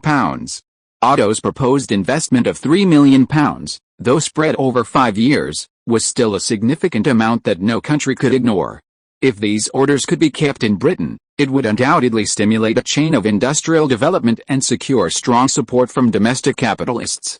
As for whether Greece actually had that much money, the three didn't doubt it too much. They were involved in Otto's department store and cosmetics businesses. Based on their understanding of these industries' operations in Britain, they were veritable goose-in-the-coffin opportunities. Even without sufficient cash, Britain had plenty of banks willing to provide ample loans. By this point, the three were thoroughly tempted. As for whether this would affect relations between Britain and the Ottoman Empire? If the Ottoman Empire wanted to protect itself under Russian military pressure, it would be difficult to refuse Britain. However, their long-standing diplomatic wisdom meant they didn't intend to bear the Ottoman Empire's hostility alone, and they wouldn't immediately express their stance. After a moment's thought, Palmerston said, "We, Britain, are in good faith regarding Greece's efforts to reclaim its territories, but it will be difficult for Britain alone to get the Ottoman Empire to agree. Greece needs to gain broader support to achieve its goals." This statement implicitly expressed Britain's inclination towards Greece, but it also hinted that Otto should seek the support of France and even Russia. Especially Russia, given their hostility towards the Ottomans. Weakening Ottoman rule in the Balkans would likely be something Nicholas I would greatly appreciate. With Russia and France leading the way, Britain and France, together with Russia, would greatly increase the likelihood of the Ottoman Empire making concessions. At the same time, Britain could also divert much of the Ottomans' hostility towards France and Russia. Otto hadn't anticipated the British's cunning tactics. He had already prepared contingency plans to win over France and Russia, essentially offering them sufficient benefits, just as he had with the British. Russia, in particular, would be quite happy to cause trouble for its century-old enemy, the Ottoman Empire, simply by making some diplomatic statements. With that topic settled, the conversation became much more relaxed, and until Otto and his son returned to their accommodations in England, it was a completely pleasant stay for both hosts and guests. It was quite late when they returned to their lodgings, but Ludwig I didn't go to rest immediately. Instead, he called Otto aside for a private conversation. "You've made so many promises to England. Do you really have the ability to fulfill them? If you can't keep your promises, be careful that England doesn't become angry." Seeing Ludwig I's somewhat worried attitude, Otto knew what he was worried about and smiled. "Please rest assured, father. £3 million over 5 years is no problem for me. You should know how successful my department store and cosmetics company are." Ludwig I knew his second son's businesses were profitable, but he paid little attention to state affairs, focusing instead on art and his numerous mistresses. He had no idea how much Otto had actually earned, but judging from Otto's attitude, he realized Otto's wealth was far greater than he had imagined. In fact, leveraging good relations with Britain, France, and Russia to develop Greece was also part of Otto's plan. Now, during the First Industrial Revolution, it was a golden opportunity to seize the moment and industrialize. However, Greece at that time was essentially an impoverished agricultural nation, and rapid industrialization naturally required the introduction of capital and technology. At present, Britain is arguably the only country in Europe to have fully industrialized, placing it in a league of its own with a significant advantage in national power compared to other major powers. Receiving British assistance during the industrialization process would have been incredibly beneficial, and Otto's promises to Britain were essentially necessary for the future development of Greece. In Otto's view, using these promises to trade with Britain was essentially a risk-free transaction. Even failure wouldn't be a major issue, at most it would offend the Ottoman Empire. However, even with Otto's best efforts to express goodwill, aside from the nationalist animosity towards the Ottoman Empire within his own country, the Ottoman Empire itself was unlikely to believe him. Historically and geopolitically, relations between Greece and the Ottoman Empire were destined to be strained. Offending them was one thing, but as long as Britain, France, and Russia were on his side, the Ottoman Empire was unlikely to launch a war against Greece. However, success would mean reclaiming vast territories, expanding national power, and simultaneously gaining the support of the Greek people. For Otto, essentially outsider, a truly win-win situation. Of course, Otto wouldn't rely entirely on Britain. He didn't intend to completely align himself with them. The task of balancing British influence could be delegated to France and Russia. France, in particular, possessed no shortage of population, technology, or capital, and had already embarked on the path of industrialization, though it hadn't yet fully developed. During Greece's industrialization process, France could offer no less than Britain, especially since France no longer possessed Britain's vast colonies as markets for its industrial goods. Therefore, French capitalists naturally value the Greek market and Otto's orders even more, making it not difficult to persuade France to agree to similar terms. It's worth noting that France was still supporting Egypt, a major threat to the Ottoman Empire, precisely to ensure that Egyptian leader Ali accepted French investment and trade. Doing the same in Greece wouldn't be surprising. Furthermore, Tsarist Russia, as the Ottoman Empire's archenemy, was pleased to see Greece grow stronger and pose a threat to the Ottoman Empire. If the Greeks could destabilize the Balkans, Russia might find a suitable opportunity to intervene militarily. As a longtime enemy of the Ottoman Empire, Russia naturally understood this. While it couldn't offer significant assistance in industrial technology, Russia possessed vast territory and a large population, and was a major exporter of food and minerals to Europe. The Russian Tsar, who had always been financially strapped, would certainly be very pleased to establish cooperation with Russia. Similarly, for Greece, a small country lacking resources, ensuring the supply of industrial raw materials was also extremely important. This balance among the three countries prevents Greece from being easily manipulated by any single nation due to its economic influence, allowing Otto to maintain a balance in both economic and diplomatic matters. Therefore, Otto's next task was to continue visiting the French and Russian ambassadors in London to express his goodwill to both countries. Chapter 18. Let's go. Next, Otto and his son visited the ambassadors of France and Russia. After some unseen discussions and exchanges, the three countries quickly reached an agreement and announced their decision. To ensure the stability of Greece, Prince Otto, the second son of Ludwig I, would become the new king of Greece. Otto then signed a protocol with the three countries, which later became known as the Treaty of London. This particular Treaty of London was signed earlier than previous ones, and its provisions differed slightly. The treaty stipulated that Greece would become a kingdom, with Otto, the youngest son of King Ludwig I of Bavaria and a lover of Greek culture, as its king. Greek territory would expand northward to the Thessalonians, and the independence of Greece would be guaranteed by Britain, France, and Russia. The capital of the Kingdom of Greece would be Nafplio. Previously, the Treaty of London had only expanded Greek territory to Alta and the Firth of Volos. Now, the entire Thessalonians would be included. Otto paid a heavy price for this. He ordered 6 new steam-powered warships from Britain and planned to hire naval instructors to help Greece establish a naval academy to train the Greek navy. At the same time, Otto also ordered a batch of muskets and cannons from France and invited French instructors to help Greece establish an army school to train the Greek army. Participating in training the Greek army would help both countries expand their influence into the Greek military. Otto didn't lose out either, aside from the prestige of the British Royal Navy. As for the army, Prussia hadn't yet begun military reforms, and in terms of both reputation and actual strength, France was now superior to Prussia. It can be said that the British Navy and the French Army are currently the strongest navies and armies in continental Europe. Learning advanced experience from them would be very beneficial to the development of the Greek military. In addition, Otto signed friendly economic agreements with both countries, offering various preferential conditions for capitalists from both nations to invest in Greece.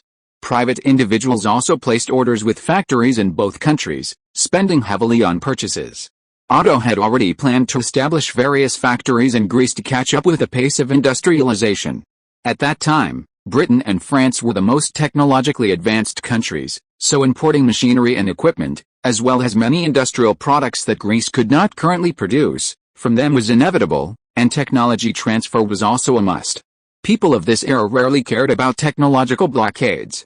For Otto, the opportunity to acquire the most advanced technology of the time, as long as he was willing to spend money, was something he naturally wouldn't let slip, and both sides felt they had made a huge profit. Of course, Otto didn't forget Russia either, signing an economic agreement with Russia that granted tariff preferences on various goods imported from Russia, mainly grain and minerals. In this way, Britain, France, and Russia all felt they had benefited and thought Otto was a good king. The only question now was whether the Ottoman Empire was willing to accept this agreement. Although the Ottoman Empire had been declining in recent years, it was still a large country covering millions of square kilometers. In order to prevent any problems from arising in the Ottoman Empire, Otto made certain compromises. The original treaty stipulated that the Turkish territories lost due to Greek independence would be compensated by Greece to the individual landowners for their losses. The compensation was set at 40 million piastres, equivalent to about £3.75 million. Otto proposed paying £3.75 million British pounds in cash himself as compensation to the Ottoman Empire for relinquishing its ownership of Greek territory. He also agreed to assume £1.2 million British pounds in debt issued by the Ottoman Empire in exchange for ownership of Thessalonians. He knew that the Ottoman Empire, deeply affected by its disastrous defeat in the Russo-Turkish War a few years prior, was determined to implement military reforms. These reforms sparked domestic opposition, with signs of rebellion emerging, and the Ottoman Empire's finances were also strained due to the reforms. According to Otto, Britain's fiscal revenue for the past 2 years had been around 40 million British pounds. The 3.75 million British pounds in cash and the reduction of over 1 million British pounds in debt were roughly equivalent to 1/10 of Britain's annual fiscal revenue. This was a considerable sum for a country in that era, even equivalent to half a year's fiscal revenue for the Ottoman Empire. Of course, most of this money ultimately ended up in the hands of Britain and other creditor nations of the Ottoman Empire. To raise this sum, Otto had to mortgage his own businesses and take out a 10-year loan. While the department stores and cosmetics companies were profitable, a significant portion of their profits needed to be reinvested in business expansion. Otto also needed to train the army and prepare weaponry and supplies. After ascending the throne, Greece also needed to develop according to his plans, all of which required substantial financial investment. It was impossible to use all of it to pay off debts, so a long-term agreement was signed to ensure that Otto would have sufficient working capital. This money was also provided by a joint venture of British, French, and Russian financial groups through bond issuance services. In that era, bond issuance not only had high interest rates but also handling fees and issuance costs, making the three financial groups a huge profit once again. In the absence of the two parties involved, Greece and the Ottoman Empire, the three countries directly decided the fate of the two countries, which was also the essence of the power politics of the great powers in this era. Now that Britain, France, and Russia had reached an agreement, even Austria, another major European power, did not object. It is said that Sultan Mahmud I of the Ottoman Empire was furious upon receiving the news. However, under the threat of Britain, France, and Russia, especially Russia acting as the vanguard, they finally reluctantly recognized a London Treaty 2 months later on May 16, with the Ottoman ambassador in London signing the treaty on behalf of the Ottoman Empire. Upon receiving the news, Otto immediately assembled the troops still training within his territory. 9,000 fully equipped soldiers stood in neat rows before Otto. Looking at the army, Otto spoke with great pride, "All of you here are like family to me. Greece once possessed an incomparably glorious past, and I have always deeply loved Greek culture, even dreaming of joining it. This is because I am a descendant of the Komnenos and Lascales of the Byzantine Empire, and Greek blood flows in my veins. But in recent centuries, Greece has endured unimaginable suffering. The Greek people lived a difficult life under the rule of pagans, but we have never forgotten the Greek spirit. Now I have a once-in-a-lifetime opportunity. Greece, a country that has endured countless hardships, has finally seen the dawn, and I am incredibly honored to have the chance to lead the Greek people forward and restore Greece's former glory. Now I hope that everyone here will join me in going to Greece and creating an era that belongs to us." Otto's speech successfully moved the troops, who were mainly Greek refugees. At this moment, they were filled with a sense of mission because of Otto's inspiring words, and they all expressed their willingness to follow Otto and even give their lives to make Greece great again. Seeing their reactions, Otto was very satisfied. He waved his hand and shouted, "Now let's set off and return to Greece." Chapter 19 is about to arrive. When the results of the London Conference reached Greece, the local Greek power factions in Nafplio were still engaged in open and covert struggles. For them, it didn't matter who became the leader of the country, or whether the leader was called president or king, all they cared about was ensuring their own interests. Even knowing that Otto would become king meant Greece could expand its territory to Thessalia, increasing their potential gains. They even held a meeting to try and allocate the Thessalian lands ahead of schedule, but due to numerous disagreements, they hadn't reached a consensus. As for Otto, the soon-to-be king, He was said to be only 17 years old and probably knew nothing about governing a country. He would need to rely heavily on wise men from all over Greece to make Greece powerful and realize the Greek dream. "Your Highness, we'll reach Nafplio in 3 or 4 hours at most," Wes said to Otto, who was standing on the deck gazing into the distance. "Very good. Inform Colonel Fried and Colonel Corin to arrange for the soldiers to have a meal and then prepare for the landing. They'll be very busy once we're ashore," Otto said calmly. Otto had traveled to Greece via the Strait of Gibraltar into the Mediterranean aboard a newly purchased British naval steam warship. Accompanying him were numerous merchant ships, but these ships carried not cargo, but rather the troops and military supplies that had come with him to Greece. A total of 12,500 soldiers had come with Otto, 9,000 of whom he had gathered from his own territory, and 3,500 of whom were members of the Royal Guard assembled by Ludwig I, essentially the majority of the Royal Guard. Furthermore, the Bavarian royal family pays for the military expenses and various expenditures of these royal guards. They will stay in Greece for 3 years, which is the greatest support Ludwig I can give Otto. Looking at the distant horizon, Otto felt quite uneasy. Although Greece had gained independence, it was essentially still just a small Mediterranean country. If it weren't for the Thessalonians, which Otto acquired at great expense, its territory would be less than 50,000 square kilometers. In particular, Greece has been known for its barrenness since ancient times. In his previous life, he couldn't have specifically paid attention to Greek geography and mineral resources, but in this life, he had already arranged for people to collect intelligence on Greece and even the Balkans several years ago. According to data collected by Otto, the Greek peninsula is mostly mountainous, with 80% of its territory consisting of hills and mountains, leaving only about 16% suitable for cultivation. Moreover, Greek land is extremely infertile, resulting in very low crop yields. After independence, Greece struggled to even feed its hundreds of thousands of people. Because the native land was unsuitable for agriculture, the Greeks historically focused on developing overseas trade, cultivating grapes and producing wine, which they then traded with other grain-producing regions like Egypt for food. Thessalonians, nestled among hills and mountains, possessed the most valuable plains on the Greek peninsula, making them ideal for agriculture and grain cultivation. As the saying goes, without food, there is no stability. If the homeland cannot produce enough food and becomes too dependent on external food supplies, starving civilians are bound to revolt. Therefore, Otto was willing to spend a fortune, paying a huge price, lavishly spending money in Britain, France, and Russia, and promising to pay the London Treaty amount to the Ottoman Empire immediately after the land transfer, just to secure Thessalonians' claim. Another point is that, as a new king, Otto was unfamiliar to the Greeks. Even though Otto was a descendant of the Byzantine Comnenus and Lascaris dynasties and legally qualified to be king of Greece, the Greeks still perceived him as a puppet king installed by Britain, France, and Russia. From its inception as part of the ancient Roman Empire until the fall of the Eastern Roman Empire, Greece remained under Roman rule until the Ottoman Empire conquered the Byzantine Empire, also known as the Eastern Roman Empire.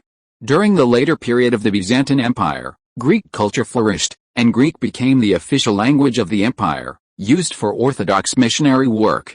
This was the most cherished and glorious era for the Greeks, one they never forgot even after 3 centuries of Ottoman rule, with many still considering themselves and Rome as one.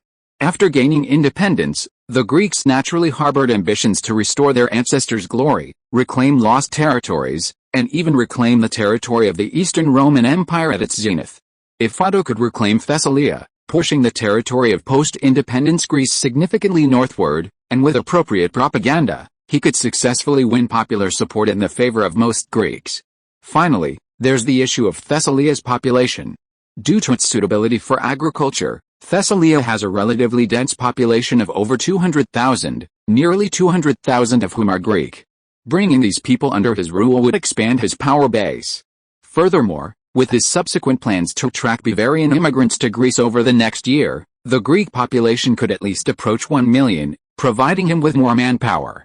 This demand for Thessalia represents a political gamble for Otto. Fortunately, the Ottoman Empire, having just been taught a lesson by the combined forces of Britain, France, and Russia, dared not openly resist the decision of the 3 powers, allowing Otto to successfully expand Greece's territory and gain substantial political capital. Aside from agricultural problems, Greece was not particularly rich in resources, being a small country, and crucially lacked the most important resources of the era, coal and iron. Greece did possess coal mines, and quite abundantly so, but they were low calorific value, high ash, and sulfur-containing lignite, a type of low-quality coal unsuitable for industrial use at the time. As for iron ore, there were none at all. The 19th century marked the beginning of the industrial age, an era characterized by expansion and conquest. The power of nations was, to some extent, tied to coal and iron. In other words, Greece inherently lacked the elements of industrialization and was unsuitable for becoming an industrialized nation. By its very nature, Greece was a typical small country. To survive, it relied heavily on diplomacy, skillfully maneuvering and acting as a subordinate to powerful nations, a survival strategy common among many small European countries of that era. Belgium, Switzerland, and Denmark are prime examples, surviving into the 21st century by relying on powerful nations. The newly established Greece, too, was under the protection of Britain, France, and Russia, leveraging the power of these three great powers to achieve its remarkable feat of conquering a vast swath of territory after becoming king. With a start, as long as he doesn't act recklessly, Otto can at least secure his throne and happily be king. Of course. Whether he can truly control the country depends on his next move. What's that saying? His Majesty will arrive in his loyal Nafplio today? Although I haven't officially ascended the throne yet, they will be my strongest force, supporting my ascension. Otto thought to himself, looking at the soldiers in uniforms and carrying weapons on the armor. Chapter 20 Arrival at the Senate. Your Highness, the men have all landed and are assembled, awaiting orders, Colonel Fried and Colonel Corinth reported, saluting Otto. Fried was a talent Otto discovered in the Bavarian army. Just 30 years old, he was serious and meticulous, and eager to make a name for himself on the battlefield. However, the Kingdom of Bavaria didn't value its military as much as Prussia, and given the current situation in Central Europe, the likelihood of war within the kingdom was extremely low, leaving Fried somewhat feeling unsatisfied. Otto discovered Fried's talent while selecting military instructors for his people, went to great lengths to befriend him, and expressed his desire to recruit him. But for some reason, Fried never agreed, only recommending his friend, Colonel Corinth. After observing him, Otto discovered that Corinth also had his own insights into military affairs, so he recruited him to his side, putting him in charge of training his people, and now he even leads his own army. As for Fried, at Otto's request, Lucifer arranged for him to lead the Bavarian Royal Guard to help Otto stabilize the situation in Greece. Otto first looked at Colonel Corinth. The mission ahead is heavy, and we have no time to rest. Colonel Corinth, I need your men to set off now, according to the plan I gave you before, to occupy various parts of Greece and arrest the anti-royalists on the list. Most of your men are native Greeks, and the others speak some basic Greek, so communication with the locals shouldn't be a problem. I need you to make good use of this to get these Greeks to pacify the situation in various places. I need you to ensure stability in all areas while I control the government. After the occupation is complete, impose military control on the areas first. Don't worry too much about the others. The key is to accurately count the population and protect relevant government documents and data. The task of communicating with the locals is best left to the Greek soldiers. Many of them are locals, and some even have relatives or friends there. We should take advantage of that. Yes, Your Highness. Corinth nodded. These lads have been training for quite some time and are excellent warriors. They will certainly be able to complete the task. Very good. I'll leave them to you. Watching Corinth turn and leave to give orders, Otto looked at Fried. Colonel Fried, your next task is to help me take full control of the situation in Nafplio. First, arrange for people to control the roads leading out of the city. According to intelligence, there are about 300 Greek soldiers stationed outside Nafplio. We need to arrange for people to take them under control as soon as possible. Just make sure they don't leave the camp. Try to avoid any armed conflict to prevent casualties due to misunderstandings. I will rule Greece in the future, and these people will all be my people. It's best not to create too much hatred. The rest of you will come into the city with me later. After that, you will come with me to meet the representatives sent by the National Assembly to welcome us. Yes, Your Highness. Fried calmly accepted the order, gave a few instructions to the officers behind him, and then led a group of several dozen men to follow Otto. The Nafplio docks were quickly taken over by the newly arrived army, which numbered over 10,000, making the Greeks there somewhat uneasy. Fortunately, most of the soldiers were local Greeks. Seeing their appearance and hearing their familiar Greek accents, and since the soldiers didn't do anything outrageous, the local residents gradually calmed down. Hearing from their compatriots that they were the troops of Prince Otto, who was about to become king of Greece, the Greeks on the dock gradually changed their mood, beginning to scrutinize the soldiers with curiosity and a critical eye, searching for the so-called Prince Otto. "Are you the representative sent by the government to welcome me?" Otto asked, looking at the middle-aged man who appeared to be in his 30s. "Demopoulos has met with His Highness Otto." Surrounded by soldiers, the Greek representative appeared somewhat nervous, though he himself seemed quite composed. "Very good. Are all the government officials in the city? The members of parliament are awaiting His Highness's arrival at the National Assembly building and have prepared a welcoming luncheon for him. What is your current position?" Otto continued. "I currently serve as the clerk of the Senate, under the jurisdiction of the State Secretary," Demopoulos replied. "Then I will trouble you, Mr. Demopoulos." Otto knew that the Greek Senate consisted of 27 members, each responsible for finance, domestic affairs, and war, with a state secretary appointed by the president. The former president's Secretary of State disappeared shortly after the assassination. It was unclear whether he was dead or had fled when things got dangerous. The current Secretary of State was re-elected by the Senate. "They only sent a clerk to greet me. These Greek gentlemen have quite the airs," Otto thought to himself, but smiled and said, "Lunch is not urgent. I've just arrived in Greece and need to learn more about the situation. I need to chat with the senators. Let's set off now." With that, Otto boarded the prepared carriage and called the clerk to join him, casually inquiring about the Senate. Nafplios city center isn't far from the docks. Although it's called a city and is the current capital of Greece, it's actually quite small, originally having only a little over 10,000 inhabitants. Moreover, years of war have caused severe population loss, with residents fleeing in all directions. Even after the war ended, there are only about 6,000 Greeks remaining in the city. Escorted by the army, Otto's carriage entered the city. Fried arranged for men to take over the city's defenses, methodically deploying the troops to the city's main thoroughfares. "Greetings, gentlemen," Otto said, stepping down from the carriage and surveying the senators gathered in front of the Senate building. The senators' faces were grim, but they forced smiles. Fred's soldiers had surrounded the entire Senate building. These soldiers were fully armed and clearly had ill intentions. "Your Highness Prince Otto, what exactly do you intend to do with so many troops entering the city?" the leader asked, his voice carrying a hint of accusation. "These guys are still a bit clueless. Do they think I can only rely on you? How can you vermin possibly govern Greece?" "I received some information before I came," Otto said slowly. "The assassination of President Kapodistrias was actually related to some people in the Senate. The fact that the former supreme leader of Greece was assassinated on his own soil indicates that there were quite a few people within Greece who were dissatisfied with the Greek independence and were secretly colluding with the Ottoman government. Therefore, I brought these soldiers here to find these traitors and bring them to justice." Before he could finish speaking, someone immediately retorted loudly, "What nonsense are you talking about? The people here are the elite of Greece. It was because of our efforts that Greece was able to defeat the powerful Ottomans and achieve independence. It's impossible for anyone to be colluding with the Ottoman government." Chapter 21 The Bald Eagle. "You think you're independent because of Greece?"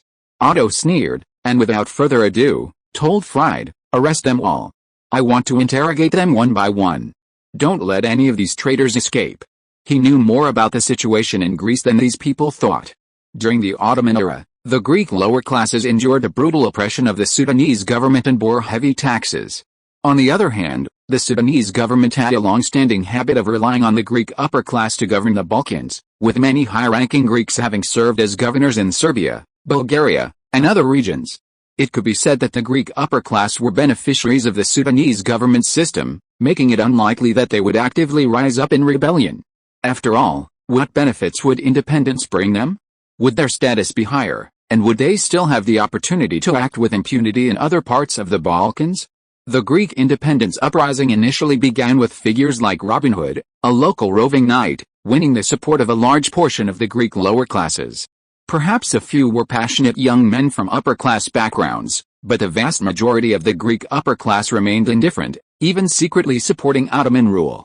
It wasn't until the rebels achieved rapid victories, seizing control of the Greek peninsula and, with the overt and covert assistance of Britain, France, and Russia, repeatedly defeating Ottoman forces sent to suppress them, that some local upper-class individuals joined the rebellion and even gained considerable power. Even then, these people remained pessimistic about the future of Greek independence, and many harbored plans to seize power. In essence, the Greek independence uprising was a classic example of a grassroots rebellion, where the upper class seized the opportunity and usurped the spoils of victory. Such events are common throughout history, with numerous similar examples in the history of the Far Eastern empires. When Greece gained independence, the Ottoman Empire was plagued by internal conflicts and a deteriorating international situation, particularly instability in the Balkans following Greek independence. Seeing that suppression was no longer effective, Ottoman Sultan Mahmud I resorted to a tactic of shifting blame, spreading propaganda that the people's suffering was actually the fault of the Greeks, and subsequently purging the Greek upper class within the Ottoman Empire. With their previous erratic behavior blocked, these Greek leaders were forced to pursue a single, ruthless path, using their extensive experience and political struggle to gradually consolidate power in post-independence Greece. So in Otto's view, these people are just a group of vultures, fattening themselves up by devouring the corpses of real passionate rebels. Of course, as a political figure who has been exposed to the influence of the palace since childhood, Otto's bottom line is actually not high. If Greece can be governed well, Otto does not mind cooperating with these people. If you want to govern a country well, the most important thing is to divide the cake, find people who can implement your own policies and help you govern the country well, and allocate part of the cake to these people to form a community of interests with yourself. Nowadays, all the cakes in Greece are occupied by these people. Otto is indeed capable of making the cake bigger little by little, but these people are not very capable of helping, and they grab the cake very quickly. Therefore, it's better to seize the pie first and then distribute it to loyal and capable people. Governing a large country is like cooking a small fish. To lead reforms in a large country, one cannot rush it but must proceed step by step. However, in a small country, with overwhelming military power, one can easily carry out a thorough purge, turning the canvas into a blank slate, and then paint as one pleases. Among the Greek refugees Otto has taken in over the years, many talented individuals have emerged. The only thing they may lack is governance experience. Greece is essentially an agricultural country. Its entire territory, including Thessaloniki, is less than 70,000 square kilometers, with a population of only a few 100,000. Governing it is not particularly difficult, and these people are sufficient. Experience can be accumulated, but the key is that these people can fully implement Otto's policies. Why should Otto keep these people who are of no value and only cause trouble for his rule? Eliminating them might cause major problems in the short term and provoke negative reactions from other countries internationally, but given Otto's current cooperative relationships with Britain, France, and Russia, these problems are within a manageable range. Keeping these people around and having them scheme against each other would only create more trouble and slow down the country's development. It's better to cut the Gordian knot and heal the wound quickly. These members of the Greek Senate never expected Otto to be so decisive, going straight for the big move, completely unlike the traditional European political approach.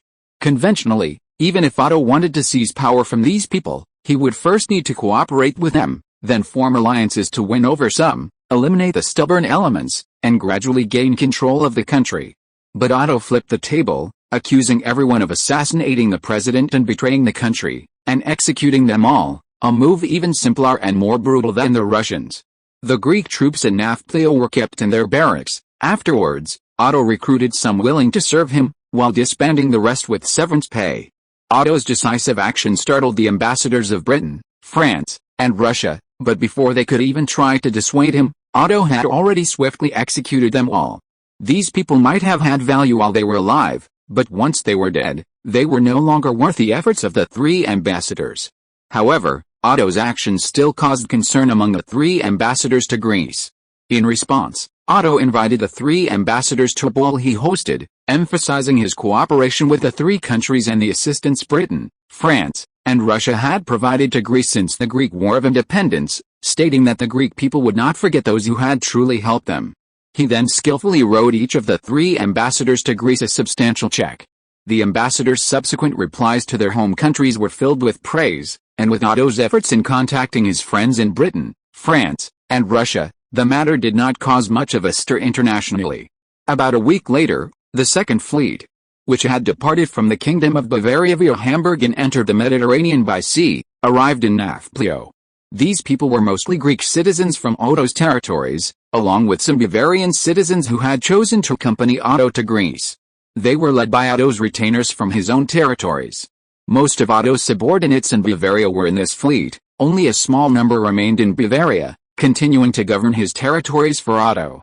With their arrival, local governance was secured. Although the various regions of Greece were currently quite stable under military rule, the presence of Greek troops provided considerable reassurance to the locals. However, military rule could not be the norm, and the country needed to get back on track as quickly as possible. The appointments had actually been arranged before departure. Otto intended to use Greeks, or at least those fluent in the Greek language and script, as local officials. Simultaneously, troops were stationed throughout the region to respond to any potential turmoil during the initial stages of the transition of power. Before Otto's arrival, Greece was governed by a parliament, but he did not intend to continue it. Instead, he opted for an autocratic system, with a cabinet he appointed handling state affairs. While electing a parliament was indeed the prevailing trend, at this stage, Otto wanted to concentrate his efforts on major tasks, and autocracy was more efficient. The current cabinet included both those sent by Ludwig to assist Otto and those he himself had found and invited, a well-rounded group. Upon taking office, their first priority would be to thoroughly understand the specific situation in Greece, enabling them to govern effectively. If you are listening to this novel on a channel other than Fanfic World, it means it was downloaded and re-uploaded without effort. We warmly invite you to visit our channel, Fanfic World. There you will find the original version of this story and many other novels of various genres. We look forward to seeing you dive into a world of incredible novels. Chapter 22 Agriculture.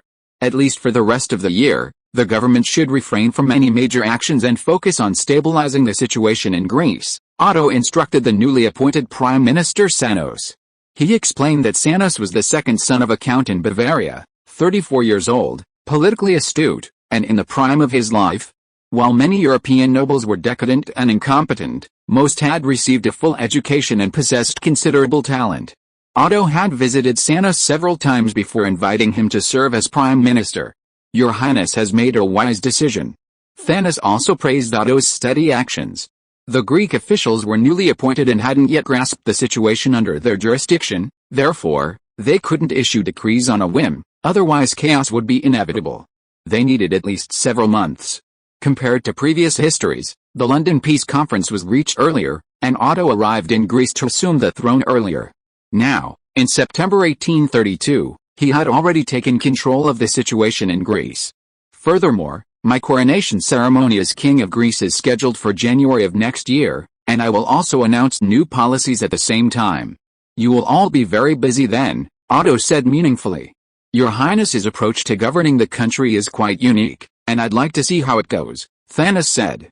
Otto had already discussed the general outline of the policies he planned with Sanos. It was a completely different model of governance from the currently popular policies.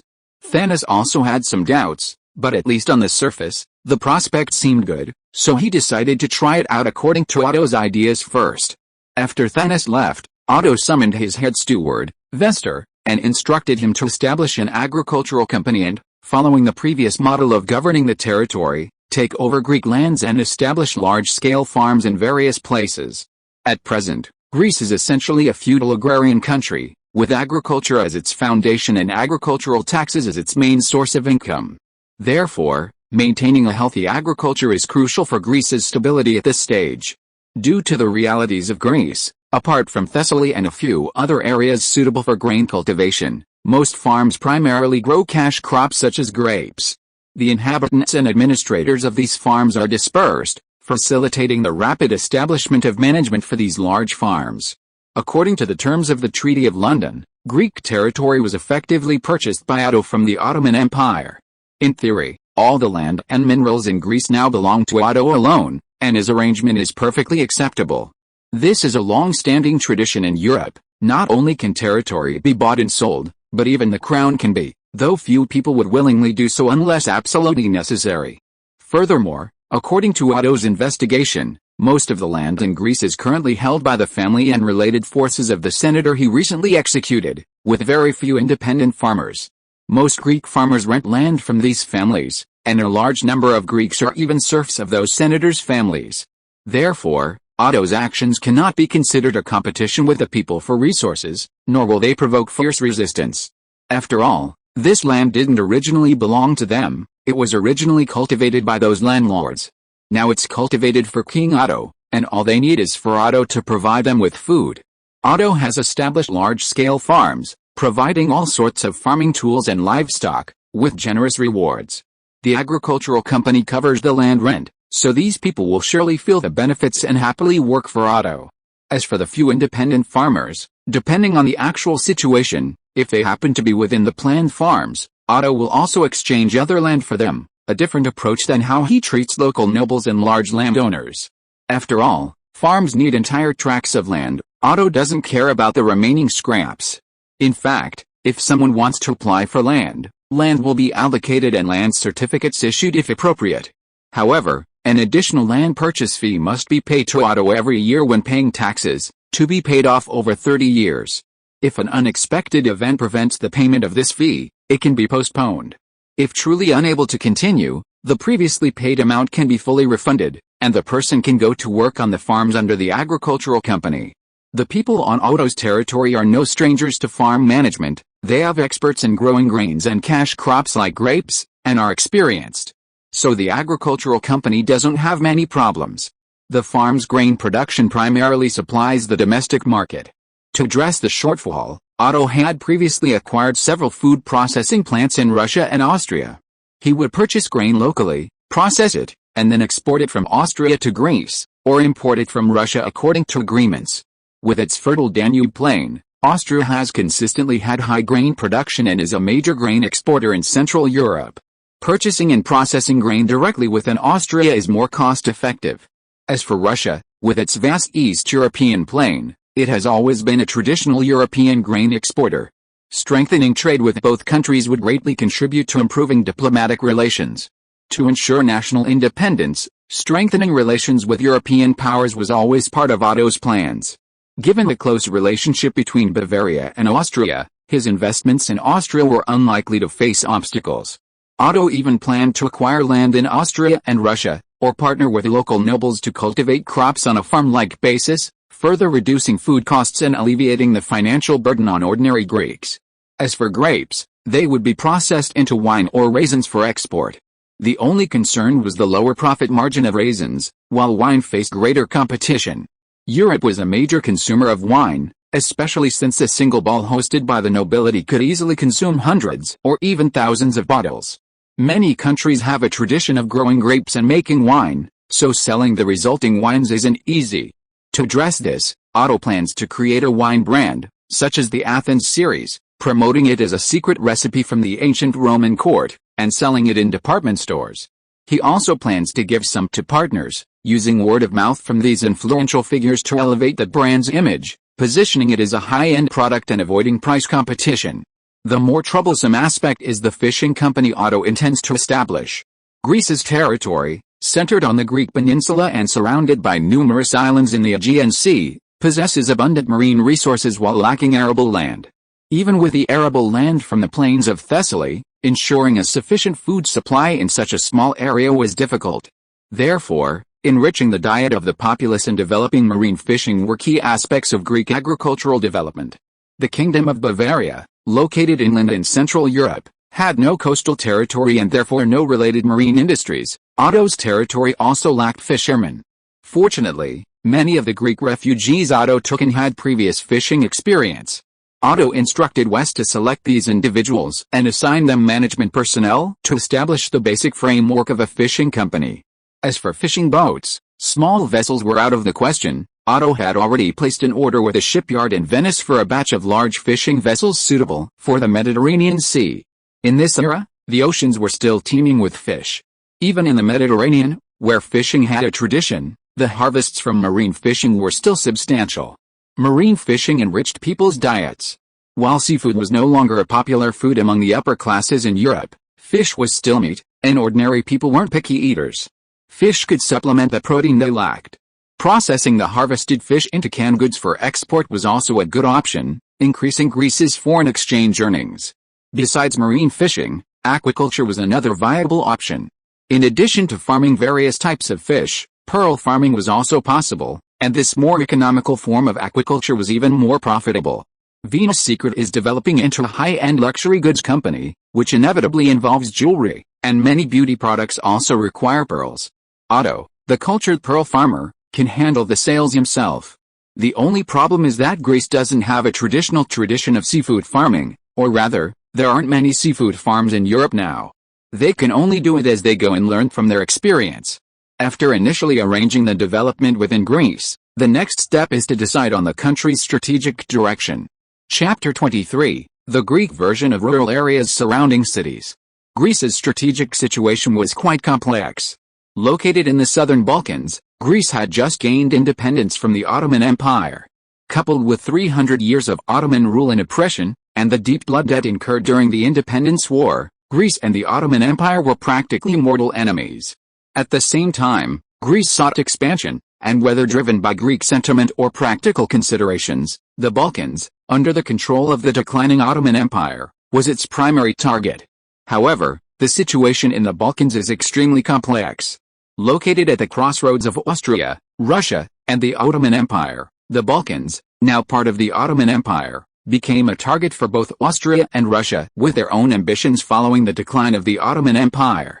Russia, currently at the height of its power, sees the increasingly weakened Ottoman Empire as its primary target. Britain, adhering to a policy of continental balance, does not want a single dominant power on the European continent, and its long-standing policy has been to pit the second strongest power against the strongest. Taiwan Novel Network boasts a comprehensive collection of books. Enjoy them anytime at. More than 20 years ago, when Napoleon swept across Europe, it was Britain that rallied other continental European countries, providing financial and manpower support to jointly besiege France. Following its victory in the anti-French war, Russia once again triumphed in the Russo-Turkish War, further expanding its influence towards the Balkans.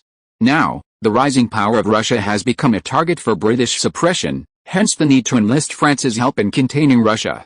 Austria doesn't actually want Russia to annex the Balkans. Besides its own ambitions in the region, the more crucial reason is that if Russia were to annex the Balkans, Austria would be strategically surrounded. At that point, Austria would be at Russia's mercy, becoming its subordinate. Therefore, despite the current excellent relationship between Austria and Russia, Austria is secretly supporting an Anglo-French alliance to contain Russia. Greece now has two choices: align with Britain, but the Ottoman Empire is currently a target of British support and will not allow Greece to excessively weaken the Ottoman Empire, thus creating an opportunity for Russia. Another option was to ally with Russia as an ally, providing support during a Russian invasion of the Ottoman Empire, perhaps even gaining some advantage. However, this would inevitably lead to conflict with Britain and France. Given Greece's geographical location, the British and French navies could easily blockade it completely. Historically, Otto I, by aligning with Greek nationalism and taking a hard line against the Ottoman Empire, resulted in the British and French navies blockading Greek ports, a devastating blow to Greece. In other words, no matter which strategic choice Greece makes, it will face strong resistance. To overcome this resistance, besides waiting for the right opportunity, it also needs strong national power. That is to say, it is not appropriate to completely side with either side at the moment. For now, we should wait a few more years and develop our national power before making any decisions. After thinking for a long time, Otto I had no choice but to play both sides and develop national power first. After gaining sufficient strength, he would observe the development of the surrounding situation before making a decision. Speaking of focusing on development and farming, as a person from the Far Eastern Empire in his previous life, Otto still had some ideas. He immediately went to investigate the coal mines within Greek territory. Most of the coal in Greece is lignite, a poor quality coal unlike high quality hard coal, making it unsuitable for industrial use. Modern steam engines are quite delicate, and using lignite would significantly shorten their lifespan. However, lignite is sufficient for civilian use, its low price ensures there are always buyers, and mining it can be profitable. The only problem is the lack of sufficient labor. After years of war for independence, Greece lost over 200,000 people, resulting in a shortage of domestic labor. Ensuring agricultural development was crucial, and mining, an industry requiring large-scale manpower, proved extremely difficult to establish. In response, the steward West suggested that Otto recruit some people from Bavaria, since there was a surplus of people in the unindustrialized German regions at that time, and many people emigrated abroad every year. This suggestion reminded Otto, and he decisively chose to recruit miners from within the Ottoman Empire, especially from the Balkans, and he specifically instructed that the recruits should preferably be non-Greek. Serbs, Slavs from the Bohemia region, local Albanians, Bulgarians, and Romanians can all be recruited. The pay is excellent, and as long as they learn to speak Greek, their bonuses will be appropriately increased, Otto told West. Human resources are a valuable asset. The labor shortage in Greece can be filled by these people. These industries only need to break even. The key is to retain these people. Greece's development requires a large workforce, and we will need to continue importing labor for a long time to come. Meanwhile, our agricultural companies can also purchase land outside of Greece, such as in the Balkans and Asia Minor, to establish farms.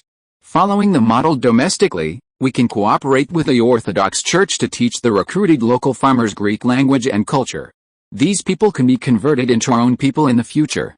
Otto, his mind opened, quickly came up with many ideas. He recruited more people within the Ottoman Empire, taking advantage of the favorable conditions of the time to gradually turn them into his own. This would reduce the Ottoman Empire's manpower, weakening its development to some extent, while simultaneously accelerating Greece's development, a win-win situation. As for establishing farms in the Balkans and Crete, territories of the Ottoman Empire, it was tantamount to planting a nail in the Ottoman Empire. Following the development model used in Otto's territory, it was even possible to create small private armies within Ottoman borders. As for whether it would succeed, it's important to understand that the Ottoman Empire at that time was not a modern nation, it was essentially a feudal state. A characteristic of feudal states is their low level of control over local areas, especially in places like the Balkans where the foundation of rule was unstable. During the feudal period of the Far Eastern Empire, imperial power extended to the county level, a level of governance considered top tier in European feudal dynasties.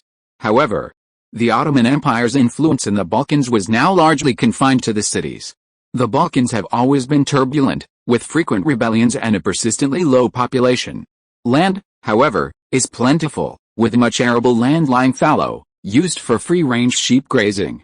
Given the influence of the Greek and Orthodox churches in the Balkans, it wouldn't be difficult for them to acquire land and establish large-scale farms in the vast rural areas under a different guise. Considering the extent of corruption within the Ottoman Empire, with proper lobbying, the current Sudanese government would be unlikely to detect any problems. This is essentially a form of rural encirclement of cities, a tactic that has proven remarkably effective against corrupt feudal empires, as demonstrated in the history of the previous Far Eastern Empire. Otto found this idea very promising. He could expand his power quietly, and from Greece's perspective, a war with the Ottoman Empire was tantamount to rebellion. Overthrowing the corrupt Sudanese government, plunging the Ottoman Empire into a people's war, and bringing freedom to the people of the Balkans filled Otto with enthusiasm. Chapter 24 Taxation and the Textile Industry. During this period, under Otto's orders, the chief steward, Westerns, was extremely busy, while Prime Minister Sanos was also not idle. After the officials from Bavaria arrived and basically straightened out the situation in Greece, they came to report, giving Otto a more direct understanding of the current state of Greece. Greece was now completely impoverished, lacking everything it needed. Government revenue was not even enough to cover daily expenses, and it was still in debt to Britain. The loan from Britain mentioned here is not the one from the London Peace Conference, which was handled by the royal family represented by Otto. The loan mentioned here was taken out by the Greek government from Britain a few years ago when Greece gained independence, in order to maintain government spending and prepare for war with the Ottomans. In this era, Western royal funds and national funds were separate. The royal family owned its own territories and received an annual pension from the government. The Far Eastern Empire also maintained a distinction between royal and government funds during its imperial period. During the Qin and Han dynasties, the institution managing the emperor's private treasury was called the Shaofu, later replaced by the Niku, or Niwufu, but their basic functions remained largely the same. In the Far Eastern Empire, frugal emperors would directly transfer funds saved to the national treasury when the country was short of money. Emperors who enjoyed extravagance, lacking personal funds, often had the national treasury fund palace construction. In short, the boundaries between the two were not clearly defined. In medieval Europe, the royal treasury was essentially the king's private coffers. However, in modern times, royal funds and government funds gradually became strictly separated. Generally, aside from the annual annuity paid to the royal family, the government only funds weddings of the king or crown prince. Otherwise, the royal family cannot access government funds for expenses. Furthermore, if the government is short of money, the royal family will never lend it out without compensation. Even a king with a strong sense of national responsibility will lend to the government in the form of a loan, which the government must repay with interest. For example, Otto personally paid for the compensation to the Ottoman Empire for lost land, as stipulated in the London Peace Treaty. This means that all land ownership in Greece now belongs to the royal family, and neither the government nor individuals are allowed to touch it without the royal family's permission. If Otto wished, he could easily order the people to stop cutting down trees or fishing within the country, as these are royal property. Of course, Otto wouldn't do something so contrary to public opinion. He wouldn't restrict the normal lives of the people. However, anyone wanting to develop Greek mines, acquire land to build factories, or construct estates would need his approval and must purchase the corresponding property rights from him. In this sense, Otto's elimination of those in parliament and confiscation of their land was essentially reclaiming land that belonged to him. Because of your majesty's request, this year's poll tax and various miscellaneous taxes have been waived, greatly reducing government revenue. If it weren't for the confiscated property of those rebels, the government would probably be bankrupt by now, Prime Minister Thanos said. Even so, considering government expenditures and the repayment of loans to Britain, we can barely hold on until next year's harvest. The key is next year's agricultural tax. Hearing Prime Minister Thanos say this, Otto understood what was going on. Now all the land in the country belongs to the royal family, and according to regulations, royal territories are not subject to taxes. The Greek local forces had previously assassinated the president precisely because they refused to pay taxes. Don't worry, the management of those lands is now handled by agricultural companies, and they will pay taxes on time according to the income. Otto agreed without hesitation, and after a moment's thought, continued, it seems that the first problem we need to solve is taxation. Has the cabinet prepared a specific policy? The cabinet has drafted a tax policy that combines Greece's original tax policy with a new tax policy during the reign of Captivate. Please take a look. Hearing that Otto was willing to let the royal family's property pay taxes, Prime Minister Thanos was relieved and immediately took out the prepared documents. Otto took the document, glanced at it, and said, generally, there are no problems, but I think a few taxes can be abolished, such as the poll tax. Greece needs time to recover and shouldn't be burdened with too much responsibility. But the poll tax has always been a significant part of government revenue. Without it, based on past tax figures, the government's finances would likely be in deficit. Don't worry, don't forget that agricultural companies will pay their taxes, while those rebels didn't obediently pay the full amount, Otto said. Abolishing the poll tax is crucial to Greece's development and cannot be changed. If the Prime Minister is concerned about the government's finances, I can decide to set the Greek royal family's pension at 1% of Greek fiscal revenue. This should be enough to offset the financial pressure brought about by the reduced poll tax.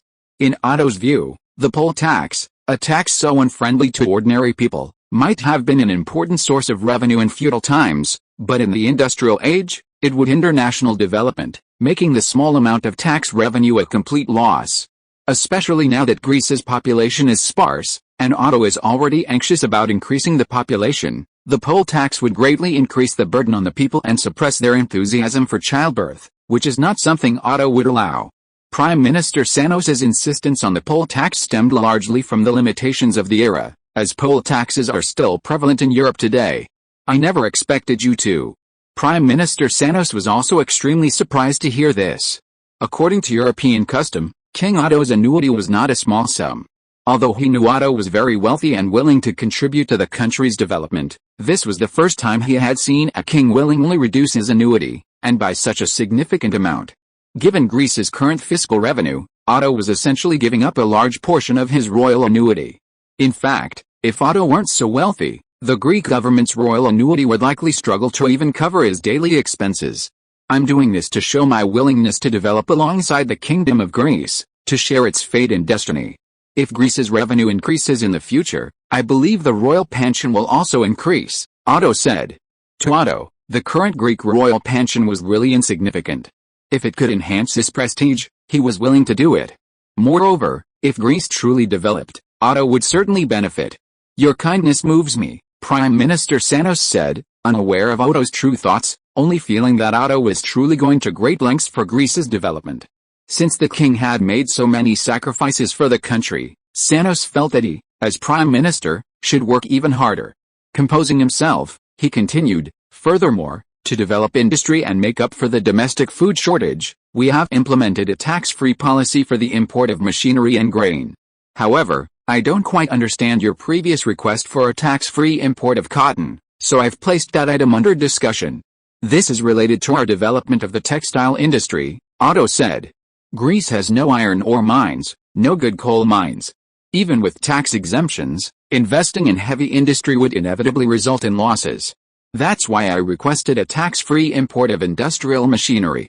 What's suitable for our development is light industry, especially textiles.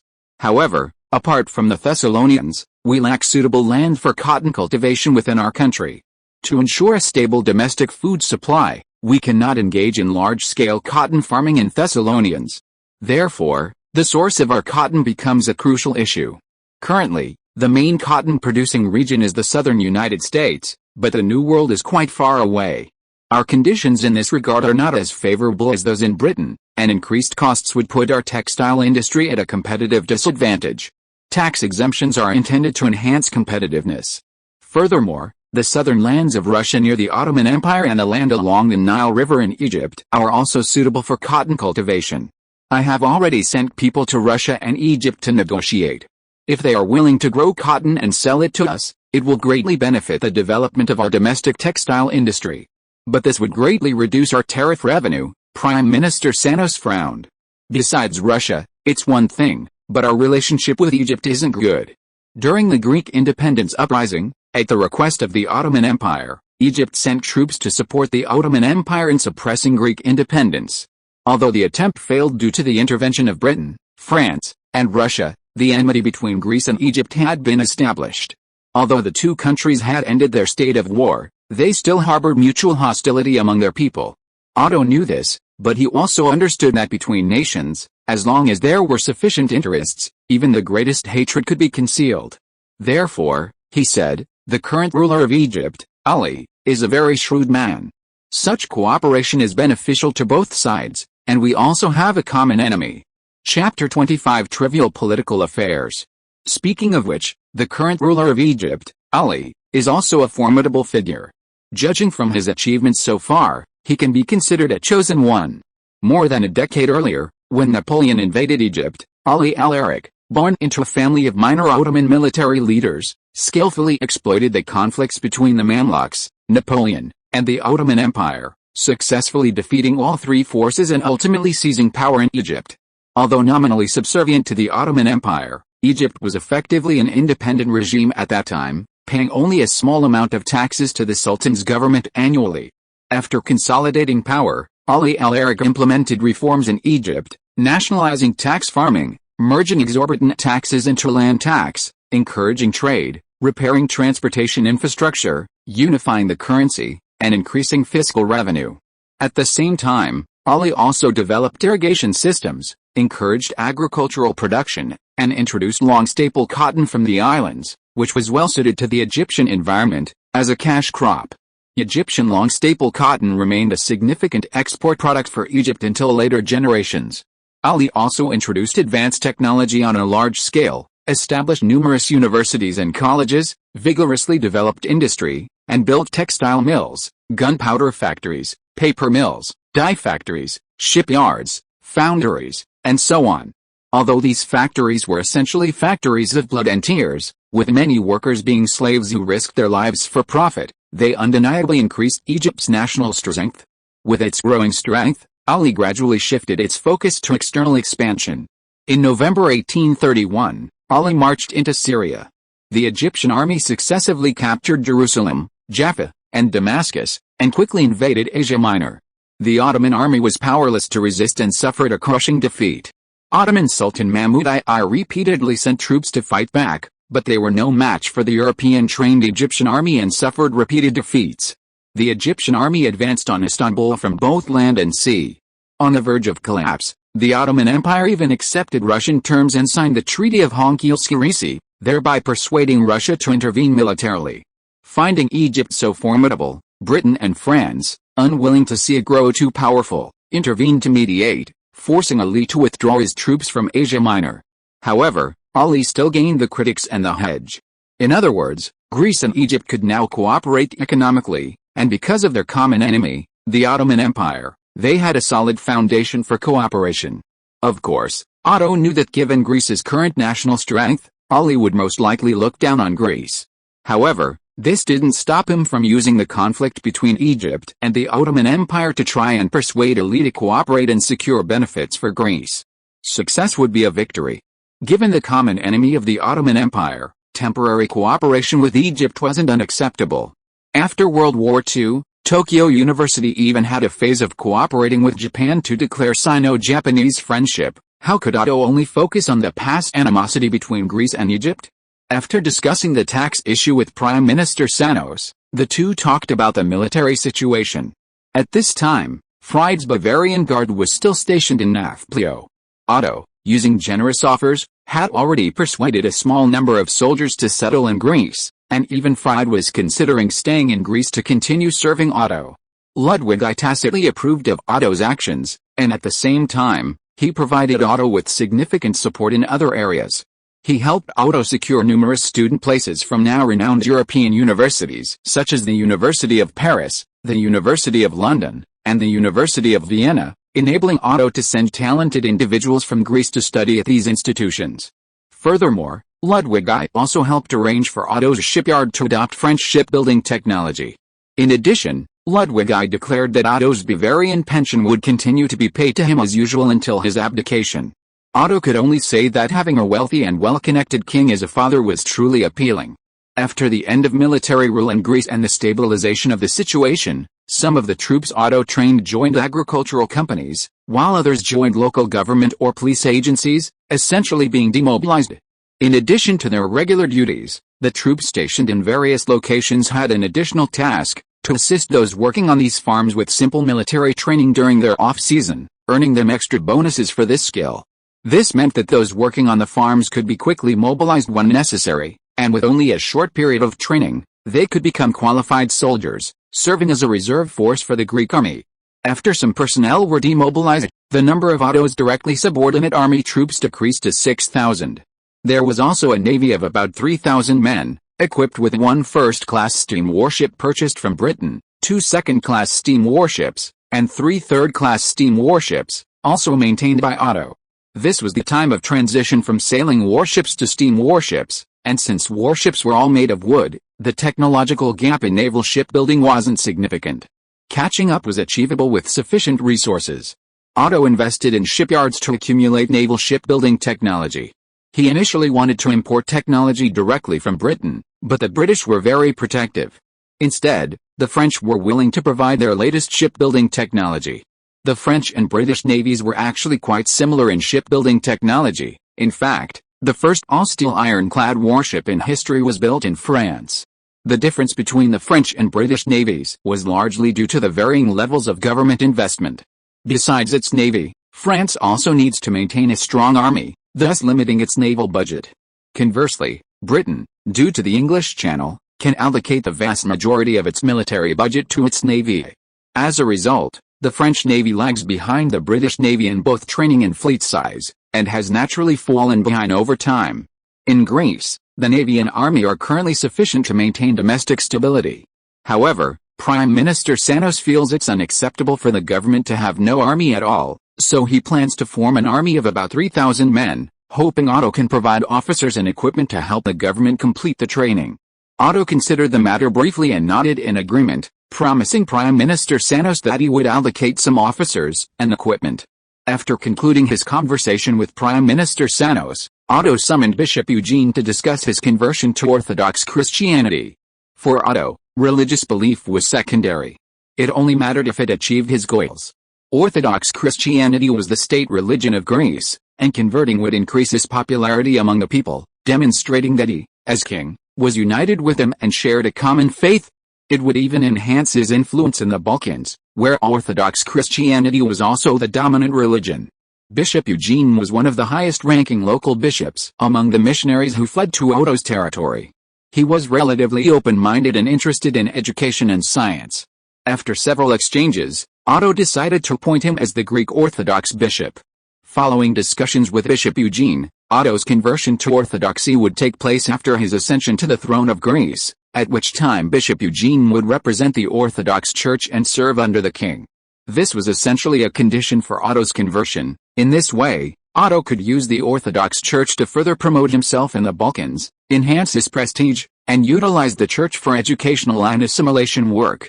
This would also allow him to gain more support from the local populace should a future war break out between Greece and the Ottoman Empire. End of this chapter. Thank you so much for reading until the end. Don't forget to give it a like. Looking for more exclusive content and immediate access? Subscribe to our Patreon. Remember, every like, subscription or donation encourages us to continue. Thank you all. See you in the next video.